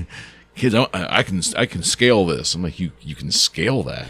I mean, like, you mean like climb the side of a building? What are you talking about? Right. Yeah. I mean, we're getting a lot more of those types of those folks too. I mean, a lot of the whole idea of entrepreneurship through acquisition. That's the big term now. Entrepreneurship through acquisition. They're teaching it in school now. You're learning it in college. There's college courses on it. There's entrepreneurship through acquisition. Yep. It's a very big piece. So what exactly does that mean? So the idea being it is true. So we are facing over the next 10 years a huge, I knew I'd get it in eventually at some point in this podcast. The baby boomers are retiring. The silver tsunami. The silver tsunami. Everybody. So what about for us that don't have any hair? Like, what is that? The bald tsunami. That's right. The office is they're gonna say, time to drink, right? He said silver tsunami. So I got that phrase in. So there is going to be this huge shift of the baby boomers who are retiring. So there's so many businesses out there that are, I don't want to say up for grabs, but there's going to be businesses that are closing, businesses that are selling for pennies on the dollar because they're not packaging them up and making them attractive to actually be sold, to make a profitable exit. So now you literally have college courses of, you can be an entrepreneur, but let's not start at step 1. Acquire a business and you're already at step 15. Because how many businesses fail within the first 5 years, and there's only a few percentage points that actually succeed, and then from there, from year 5 to 10, how many of those fail? So when you're talking about a business that has made it past 10 years, you're talking about such a small percent. So now you have college courses that say, don't start a business and go through all of those troubles.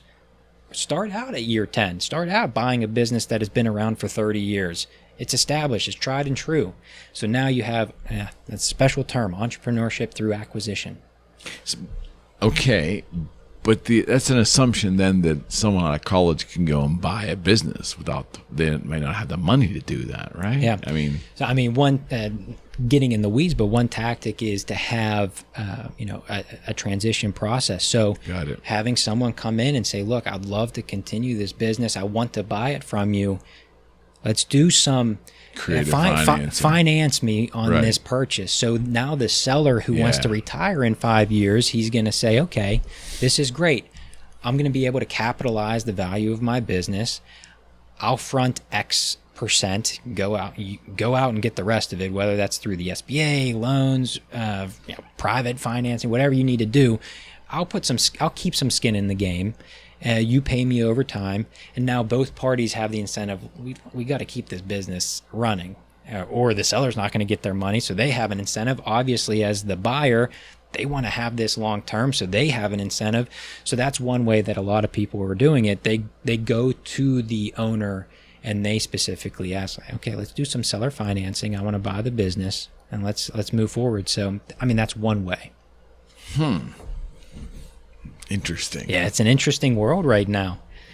Yeah, I can definitely see the opportunity for sure. There's going to be some like long-term successful businesses that are going to get orphaned. Yeah, and I nothing against Ivy Leagues or, I can only imagine a kid coming out of Harvard and going to this, like a plumbing or a roofing company, and this hardened entrepreneur who's been doing this for 30 years, and just having this kid just completely fresh, wet behind the ears, saying, I want to continue your legacy. Like, I can do this.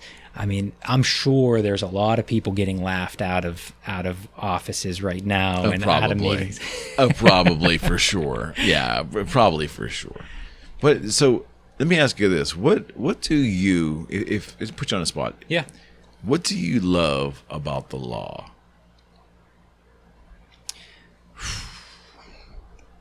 So I left being an accountant. I love numbers. I love math. People make fun of me at the office because I'm always in Excel, like doing that, running numbers. I didn't like accounting because I was cog in the machine, and I'm going to use that term again here quite a bit. But I knew going into my day I had to do steps 1 through 10. And then once I got done with that, I would go home. And then I would come in and I'm like, end of the month. I know I got to do steps 1 through 30. He's one of those guys. And I'm like, here we go. I couldn't do that for my whole career. So I said, I got to get out of here. So I got my MBA and my law degree at the same time. I thought I was going to get into like strategic planning at my company. I wasn't really sure about the law. I wasn't really exposed to it too much. And I got into more of a strategic planning role. I got out of accounting, which was great. But even then, it was, it's this massive company, and I was like such a small sliver in that whole pie. I'm like, this still is not fulfilling to me. So I'm like, okay, well, I'm gonna leave this, and I'm gonna explore it. I was now exposed a little bit to the law, and I'm like, I really enjoy what they're doing. There is some contract, there's some negotiating, there's, trying to position your company in the best way. I'm like, that's pretty interesting. I'm already in the business space, so that's great. So let me make the switch. So I did, and I went, first job, and it was great. I was working on a lot of the bigger deals, so a lot of purchasing or selling your business, what they call M&A or mergers and acquisitions. But I was working on bigger deals at my first job, and again, it was great experience. Loved the people that I worked with, but it was still like this cog in the machine situation where I was working a particular deal, but you were only a small sliver of the deal. So I was like, shoot, I'm back at being the accountant in the legal world. That's all I'm doing. I'm running spreadsheets, and I'm like, this is what this deal is going to look like. This is what I'm like, that's not. So that's where I ran into, I talked to my friend. I don't even know if Rocco knows this. My one friend, we kept in touch. We went to law school together, and he said, I know this one guy, you guys have a very similar mindset. You should go meet him. Like, look, I'm doing internal politics great. My plate is full. This is great. Let me see how this works out. And then COVID happened, and everything was you could see where the industry was going. It needed to get a facelift already. And COVID was, expediting that process. And I'm like, I asked my buddy, I'm like, hey, is that one guy, is he still available? And, he reached out. He's like, yeah, go meet with them. So I did. And like I said, we met a couple times before I decided to make the jump. But he just saw the legal industry completely different and exactly how I wanted the legal industry to go. And here's a business attorney as well, but he's an entrepreneur first, and he just happens to, how he says it, he just happens to sell legal services. I loved it. It was exciting at the beginning. Now, yes, we do service publicly traded companies, that we do have those as clients, but we're also working with those small and mid-sized businesses. And now it's not I'm a small sliver.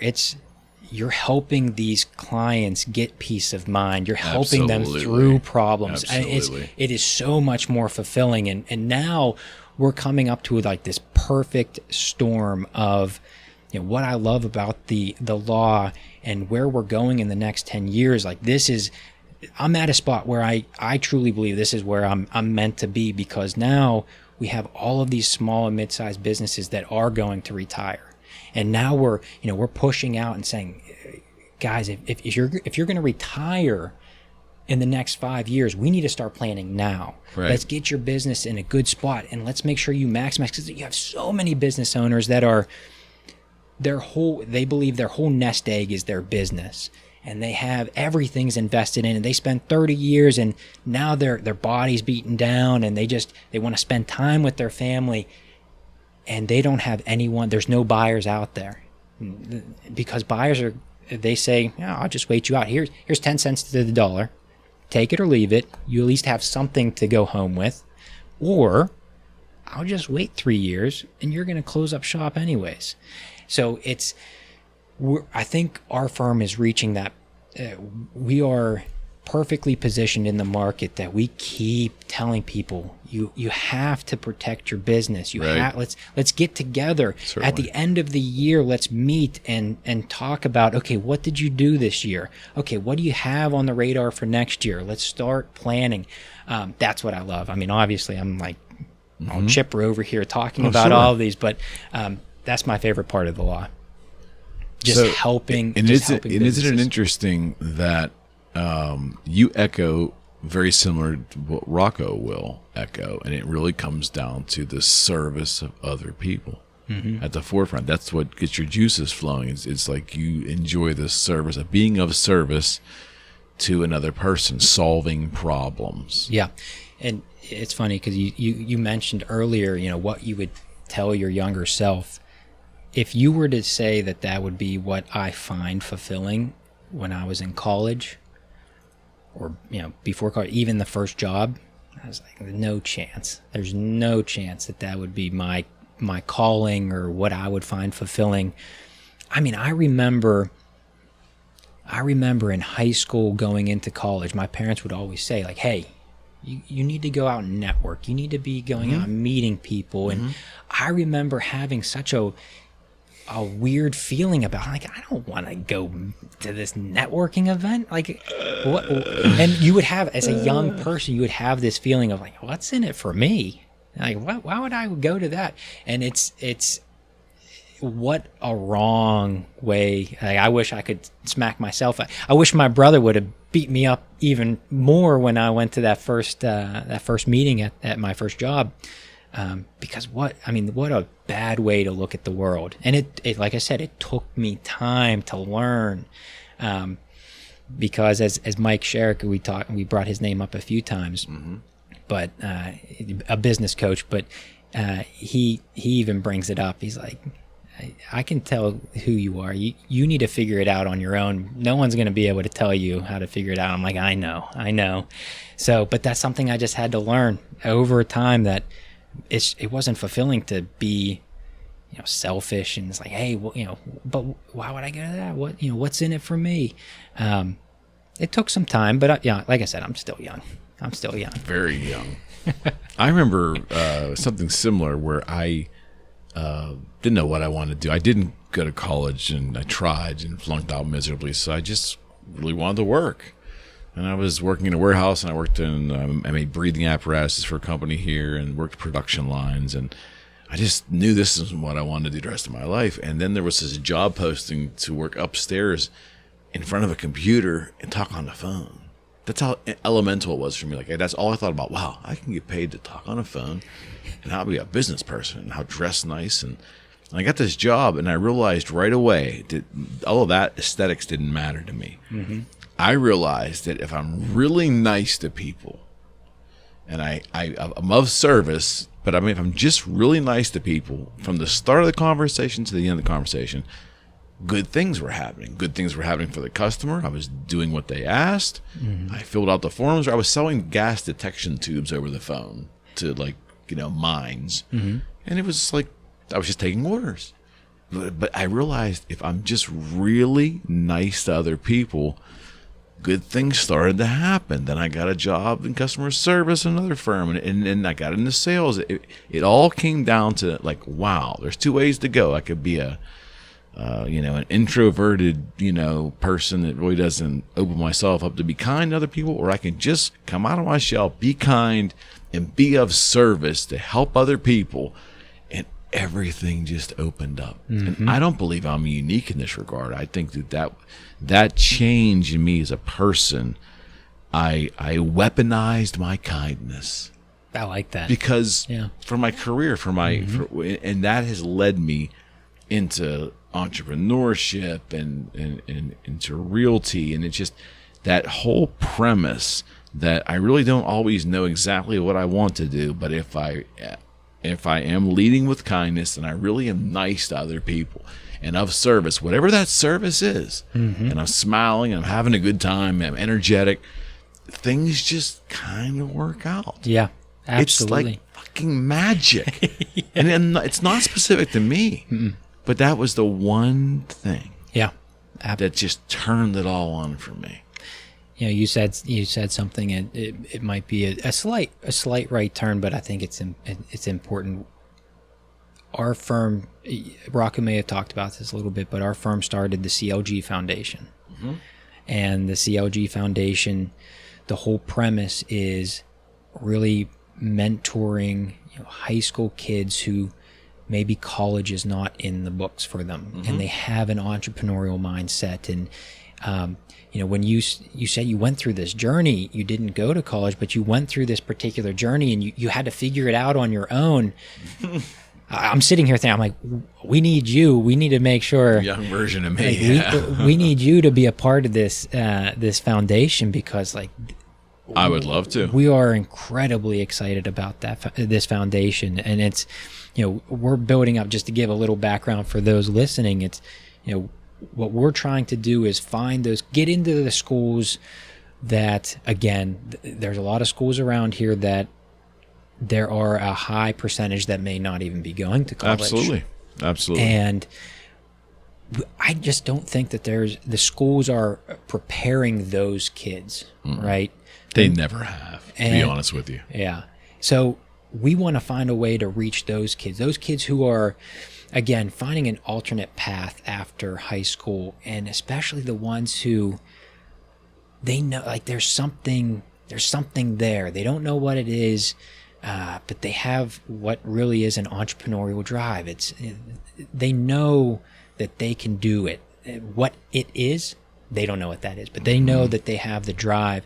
We want to be able to go into the school, start talking to them, give stories just like yourself, success stories. Mm-hmm. That's what they are, to show that there is different pathways. The roadmap doesn't go through college to get into $250,000 of debt to then get out and then pay that back. That's not the path for everybody. There are some of our most successful clients are ones that never went to college. They figured it out themselves and are wildly successful. Successful. And then what we want to do is, once we get into those schools, just plant that seed and have those kids start thinking about it. And then we want to have a pitch competition every year. It's almost like a mini Shark Tank, where kids can come in and pitch their ideas. And it doesn't. And I talked to Rocco about this. I'm like, it's not like we're trying to find this new idea or I came up with this new product or something like that. It's really, again, just as we hire, we're trying to find.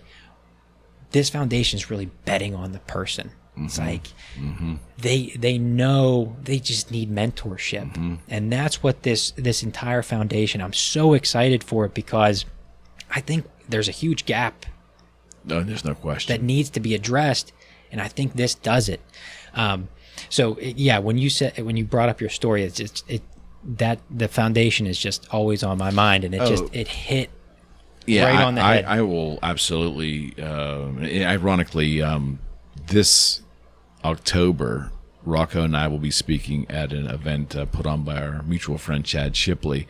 It's a leadership and entrepreneurial event, which is, I love to talk, don't get me wrong, but this is the first time I'm being asked to talk about entrepreneurship, so I got to really refine my little... Rocco can go like 40 minutes not giving it a thought, but I want to put my story together concisely. Yeah. The reason being, I will be coming at it much different than these other entrepreneurs. One is because I have a litany of mistakes I made, which I'm very open about sharing, and they're lessons. I would love to be, if my testimonial of my life is nothing but a litany of stories showing mistakes, I'm okay with it, because people need to hear the problems as opposed to all the fluff. I think our society loves a championship story. Our society loves winners. I get it. I like winners too. But we pay the wrong people to give motivational talks. Absolutely. We pay people that are uber successful to talk about their uber success. I've had some levels of success doing unique things, but I've also made a lot of easily identifiable mistakes along the way, which I'm very comfortable talking about. Mm-hmm. One of them is not having good legal counsel when I needed it, because lawyers weren't for people like me. I wasn't raised that way. The fundamental mistakes that I guarantee you young entrepreneurs right now are making the same bloody mistake. Absolutely. If you want the fluff, go to Instagram. If you want actual true learning experience, I'm unvarnished. I'm unvarnished. And this podcast is unvarnished. And the reason is I just think that you need to hear the difficult as well as the good and the positive, right? You need to see it and feel it, and you need to hear it from someone in person. Like, that person messed up, fixed it, and learned from it, and then messed up again and fixed it and learned from it. So maybe I have an opportunity not to go down that path, right? That's the type of real world motivational talk that we just don't do. We pay the wrong people to give motivational speaks. I really believe that. Yeah. And there's so many people that are becoming coaches and and you're absolutely right. I want to learn from someone who went through it, not someone who hasn't tried it, but they're speaking on it. It's like, well, you don't have real life experience. Yeah. And everybody's level and understanding of what success means is unique to them. And that needs to be explained to young people. If you put the concept of success only on the tier of money, which most social media does, right? Absolutely. That's a huge mistake. Lifestyle, time management, quite frankly, relationships, how you foster your circle, all of those things have currency. They're valuable, but you'll never hear that with the standard motivation. No. It's winning the race, getting the girl, getting the fast car, making $1 million in the bank and the big house. That's my dream. Well, there's so much more within the journey to get there that is actually more tangible and valuable than the ultimate goal, if you even get to those heights. Yeah. It's that stuff that we don't glamorize. It's not sexy, but it's so valuable, and it's not explained. It's not explained. No, not at all. Not at all. Jeff, I'm going to quote you again. I love when he said, success is an uphill battle. I'm like, man, that was 100%. Absolutely true. And you have the people who are talking on the top of the mountain. Yeah. And they are no longer relatable or willing to go down the path because, like you said, it's not the sex appeal is not there. No. And to me, success, this is part of my presentation, is that when I made the determination to leave corporate America to start selling guitars out of my garage on this interweb thing, that was success to me. It doesn't mean I limited my potential, but I was understanding that this is success to me. I'm going to live off my own means. So I reveled in that, as opposed to looking forward down the future. Well, when I sell my 1,000th guitar, or when I get to design this, or when I get to meet this artist or do this, I didn't put markers in there. That's where I think of all the things I did that correct. Made a lot of mistakes along the way, but I didn't use markers or goals, which are important, but I didn't use them as the end-all be-all. I really understood that my definition of success was living on my own volition, living in a life that I created at a pace that I wanted. That's so much more valuable, especially in hindsight to look at it, than dollars in the bank. Yeah.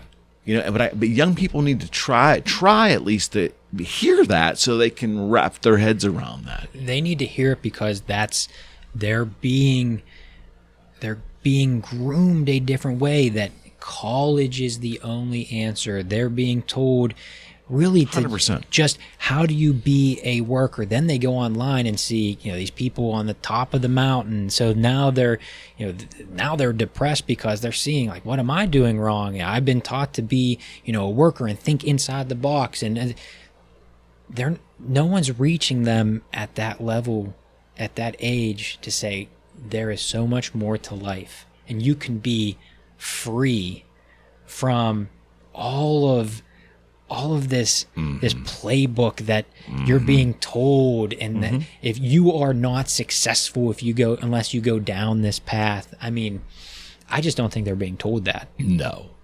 And to me, they're definitely not being told that. There are currencies to the success equation.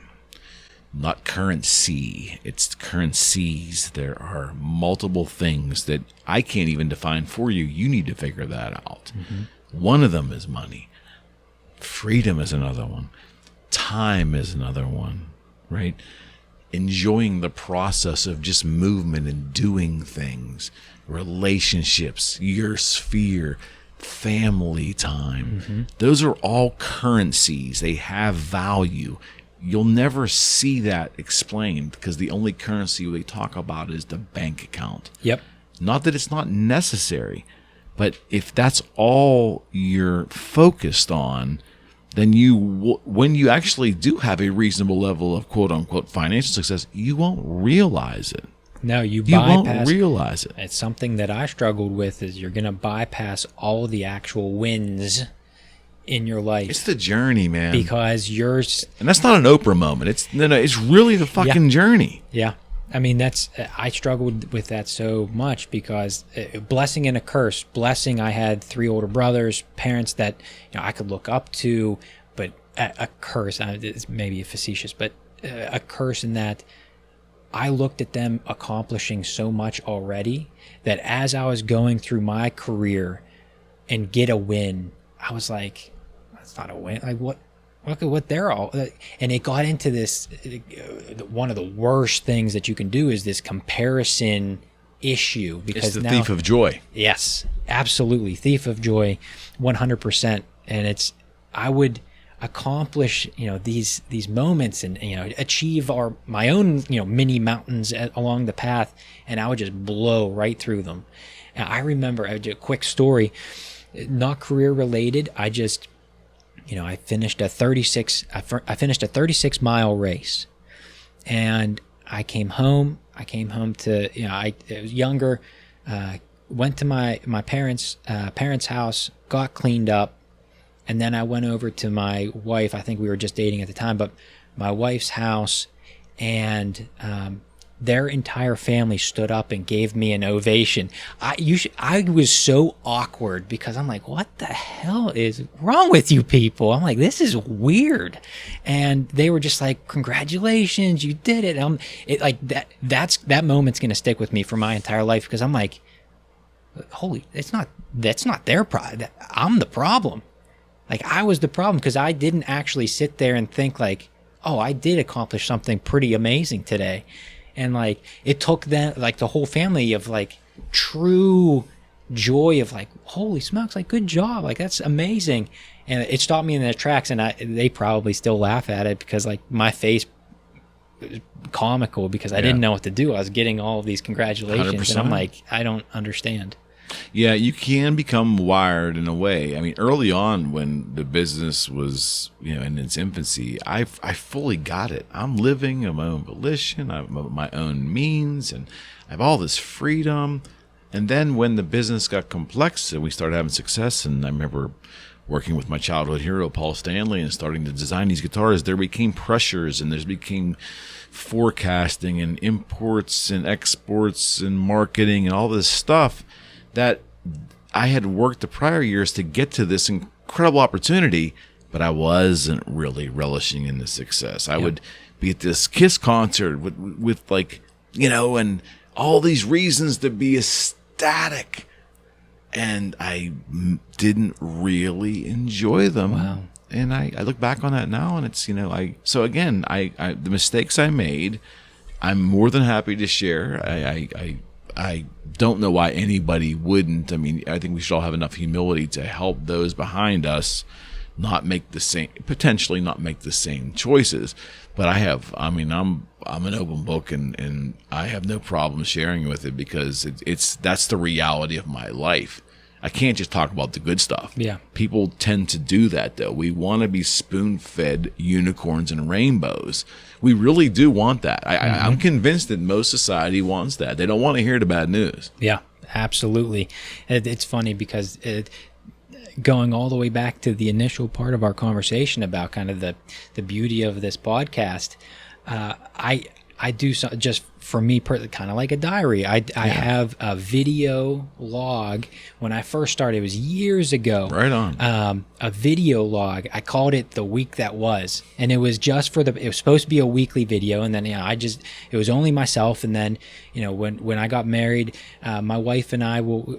It extends out, so it's not weekly now. Sometimes it's like, we haven't made a video in like six weeks, and it's just a talk of.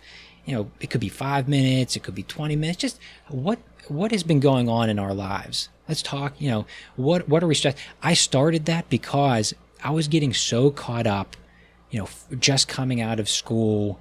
I would make a mountain out of a molehill. And I'm like, people would tell me, like, folks much further down in their career saying, don't worry about that stuff, or, you're stressing out over it. You're not even going to remember it. And true to form, I needed to tell myself that because I would think that these losses are these huge moments. Sure. So I wanted to take that chance, be in the moment, document it, and then it's brilliant. The next week, I would watch the week prior, and it's so funny how quickly I would be like, "What the hell am I even talking about?" There's a lesson there. There's a big lesson there. From week to week, the veracity of all the problems change. Yeah. And they just don't mean as much. Yeah. And then you start to see the true losses and the true wins in life filtering out, because those are the ones that stick with you week to week when we do those videos. 100%. And 100%. It's so funny because my rule is when we make one, a week that was video, we have to watch one prior. We have to just pick a date, and just watch it. And it's so comical to see, some of the things that we thought were a huge loss. It's like, do you remember what that was? It's like, no. Some of them are blessings. You don't know at the time, but you look back, man, thank God that didn't happen. Yeah, absolutely. So it's fun. It's just, so like I said, there's so much value in doing this podcast, but we do something similar, just more private in our family. So like one win for example, is I caught the moment where I was contemplating proposing. So I was able to capture. That's very cool. It was like so cool. It's like a 20-minute video of like, let me just talk about this. I was just like, I've been dating Carly for a while, and like it's so funny how my mind works. So I'm like going down this whole process of like she's like my better half. Like I was able to document all of that as I'm like balancing this, like, what should I do this? Should I not do this? And but years from now, you'll be so glad you have that. Oh, That'll my be goodness. worth more than all the financial possessions you have. Trust me. Absolutely. I mean, these 1.6 million photographs I've taken since 1998 with my children and my business and my travels, all of them indexed, right? It's a little obsessive, but that is a treasure that no matter how much money I ultimately earn and I leave my kids, doesn't matter. It's this record, Absolutely. right? My journals, my volumes of written journals, right? I think that they may never read them, but they're there. And the treasure of a lifetime of lessons that are in there. And I mean, that's, to me, we have some dementia and Alzheimer's on both sides of our family. So it's potentially possible I may be headed that direction, but I have for my later years, my whole life is indexed and I've got volumes to read and relive my life. And that's the kind of stuff that keeps memories alive, memories fresh. And I think that we don't do enough of that in our society. We're living for the moment we're on, and we have all these tools at our disposal to snap, right, and index. We just don't do it. Highly, highly recommend journaling. Obviously, video journal is important, but even journaling, because over time you're going to lose the emotion that you were feeling in that moment. And there's one thing that I did when I made that video that I'm thinking about proposing. Fast forward, I made that decision, and I'm going through the process. One thing my wife knows, she always yells at me because I can't keep a secret to save my life.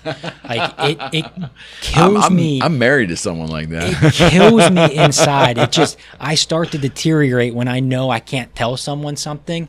It's not in me. I have to say it. So when the biggest secret ever, I'm going through this process of buying a ring, it destroyed me. I'm like, oh man, I am dying inside. So what I did was I created for my wife a new Gmail account, and I would just email her the whole process. So from the decision to all the way to the day before, I think it was the day before our wedding, that whole process, I'm like, well, shit, I can't tell anyone. So I'm like, I have to just make a journal of it.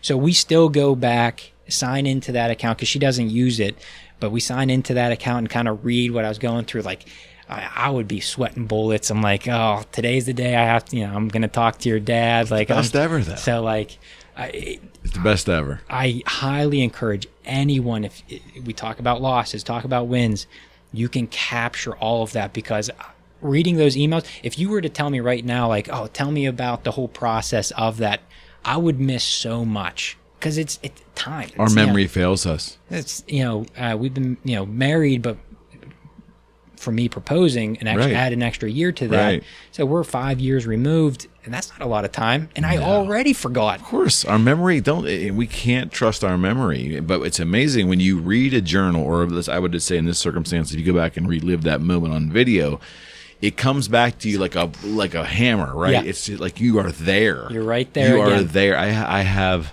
and I, we're talking 30 plus years of handwritten journals. A short period of time I did it online too, but I went back to that's great. But I can go back to some of the most difficult moments in my life and read that. And I don't shy away from it. I go back and I examine and I try to put my current body and mind there again. I try to get in there. What was I feeling? How was it feeling? And it's surprising. I can remember the despair. It'll make me cry. I can remember the laughter from the funny ass shit that's happened in my life, right? I mean, I can put myself right there. It's almost magic. If you tried to explain to someone, they wouldn't get it. But I tell you, there's something metaphysical going on. When I read those passages, I am there. Yeah, that's amazing. I'm there. It started in 1990 for me is when I started doing it. And I can go back to my first journal, and I've read it so many times, but I can go back to this moment on a date that I went on, and how horrible it was, and how mean this woman was. And after I waited all week to go out with her, and I'm right there again. Yeah. going to this That's Chinese amazing. restaurant that I went to with my brother at the time, and how salty the food was, and it was like on the retch, it was so bad. But I remember that moment, great. the Yeah. conversations we had, and then when someone passes, he passed in 96, but I had those 6 years ahead of. I mean, what's that value? What's the value of that, right? Yeah. You can't So put a price that's on what I mean. So it's like we have the ability to really record our lives for us and for our future generations. We just opt not to kind of do it. Yeah. Which is funny because so many people don't live in the moment anymore because they're like, here, I have to take a picture. There's so many funny photos of, sports, the winning shot or a golf concerts. shot. And it just, the phone's out and people aren't actually living in the moment. But they have no intention of actually capturing that moment. Like, give it 10 years, they won't even have that photo around. They're not doing anything with that photo. They miss the moment in real time and they're missing the memory down the road. Yeah, that whole phone thing started with, I guess, the first iPhone in 2007, but it didn't get proliferated with Android and the rest of maybe 2010. And I was right in the middle of working with the band and going to do the guitar stuff. So I was getting access to these concerts, blowing my mind, right? I'm backstage, side stage, in the pit, taking pictures. But I watched the metamorphosis of rock crowds going from turning around in the pit and looking at this rabid Kiss fans. And I would look, Matt, and in the 2000s, they were like, yeah, they're rocking and rolling. And then slowly you'd see the flip phones would once in a while starting to come up and people were taking low resolution. And I was like, that's kind of weird. And then the first iPhone, and you're like, oh, man, they want to capture this. I mean, there's no way an iPhone first generation could capture a stage like that. But in our brains, we're doing it, right? Little memento. But now, I mean, I haven't shot up for concerts since 2014, but I see what other photographers are saying when they turn around in the pit. Everybody It's a wave. has cameras out. Everybody. What the fuck is wrong with us? I have no idea. We're not there. No. Absent. I mean, you pay a couple $100 for this experience, and you're being pummeled with music. I get it, but the visual's a big part of rock and roll, and you're not there. Mm-mm. How's that work? And they rationalize it thinking that they are going to go back to that video. But there's so many times you look at that video and it doesn't capture the audio. It's a poor representation of what you experienced. Yep. Like people that want to videotape the fireworks every 4th of July. Mm-hmm. I mean, I don't get it. I'm really lost on that one. Yeah. Yeah. But it's a thing. It is. Even, I mean, when you're trying to it's like a fine balancing act of how much you want to capture on the. You have to be very intentional. If there is a true moment that you want to capture on camera, it has to be for a reason. Or you're going to fall into this. You're going to have these pivotal moments, and you're just going to be standing there, like completely empty gaze, just capturing it. I think that we somehow figure that stuff's going to be valuable to us at some point. I'm guessing. I guess so. I can't remember. This is a movie. Shoot, I cannot remember the movie, but it's not important. It was just a photographer, and he has the perfect shot, and he doesn't take it, and I don't know if it's his protege or whoever it is, but he says, "Why didn't you take that shot?" He's like, "Sometimes you just have to take it for yourself," which is not actually pressing click, but just living in the moment. And I'm like, well, that was a good explanation of it too. Oh yeah, I'm so glad I am the age I am because I have reference points in the things that I experienced. And music was a big thing when I was a kid. And we would would go to these shows and get so excited. It was that's really the band up there, and they're only 200 feet from me. That's so and so, and you were so enamored with it, and the idea of having something interrupt that was tragic. Yeah. A device to just put something in between me and that moment, right? Mm-hmm. I look back on it now oh, thank God it wasn't there. 'Cause I would have succumbed to it probably. But yeah. I just don't know what the value of I mean, it's great to snap a moment in reality, but if it's not going to be valued. Yeah, completely agree. Completely agree. Did you have fun, buddy? I did. We got to do this more often. Yes, I appreciate you asking for me to come on, and very, Absolutely. very grateful. Glad Thank you. did it. You gave some of your time, and I know when people commit to do the show, it's basically a commitment of time for them. So It's fun. and Carly, thank you for letting him out of the house. Letting him come do this. But Yeah. I have more ideas planned, and I want to thank you, your entire firm, Rocco. You folks are incredibly good to me in this project, and I love having y'all on here. Good humans, Thank you. and there's not enough good humans in the world. Oh, thank you You guys are very much. definitely that. So I appreciate it. Thank you. until next time. Till next time. All right, friends, we're out.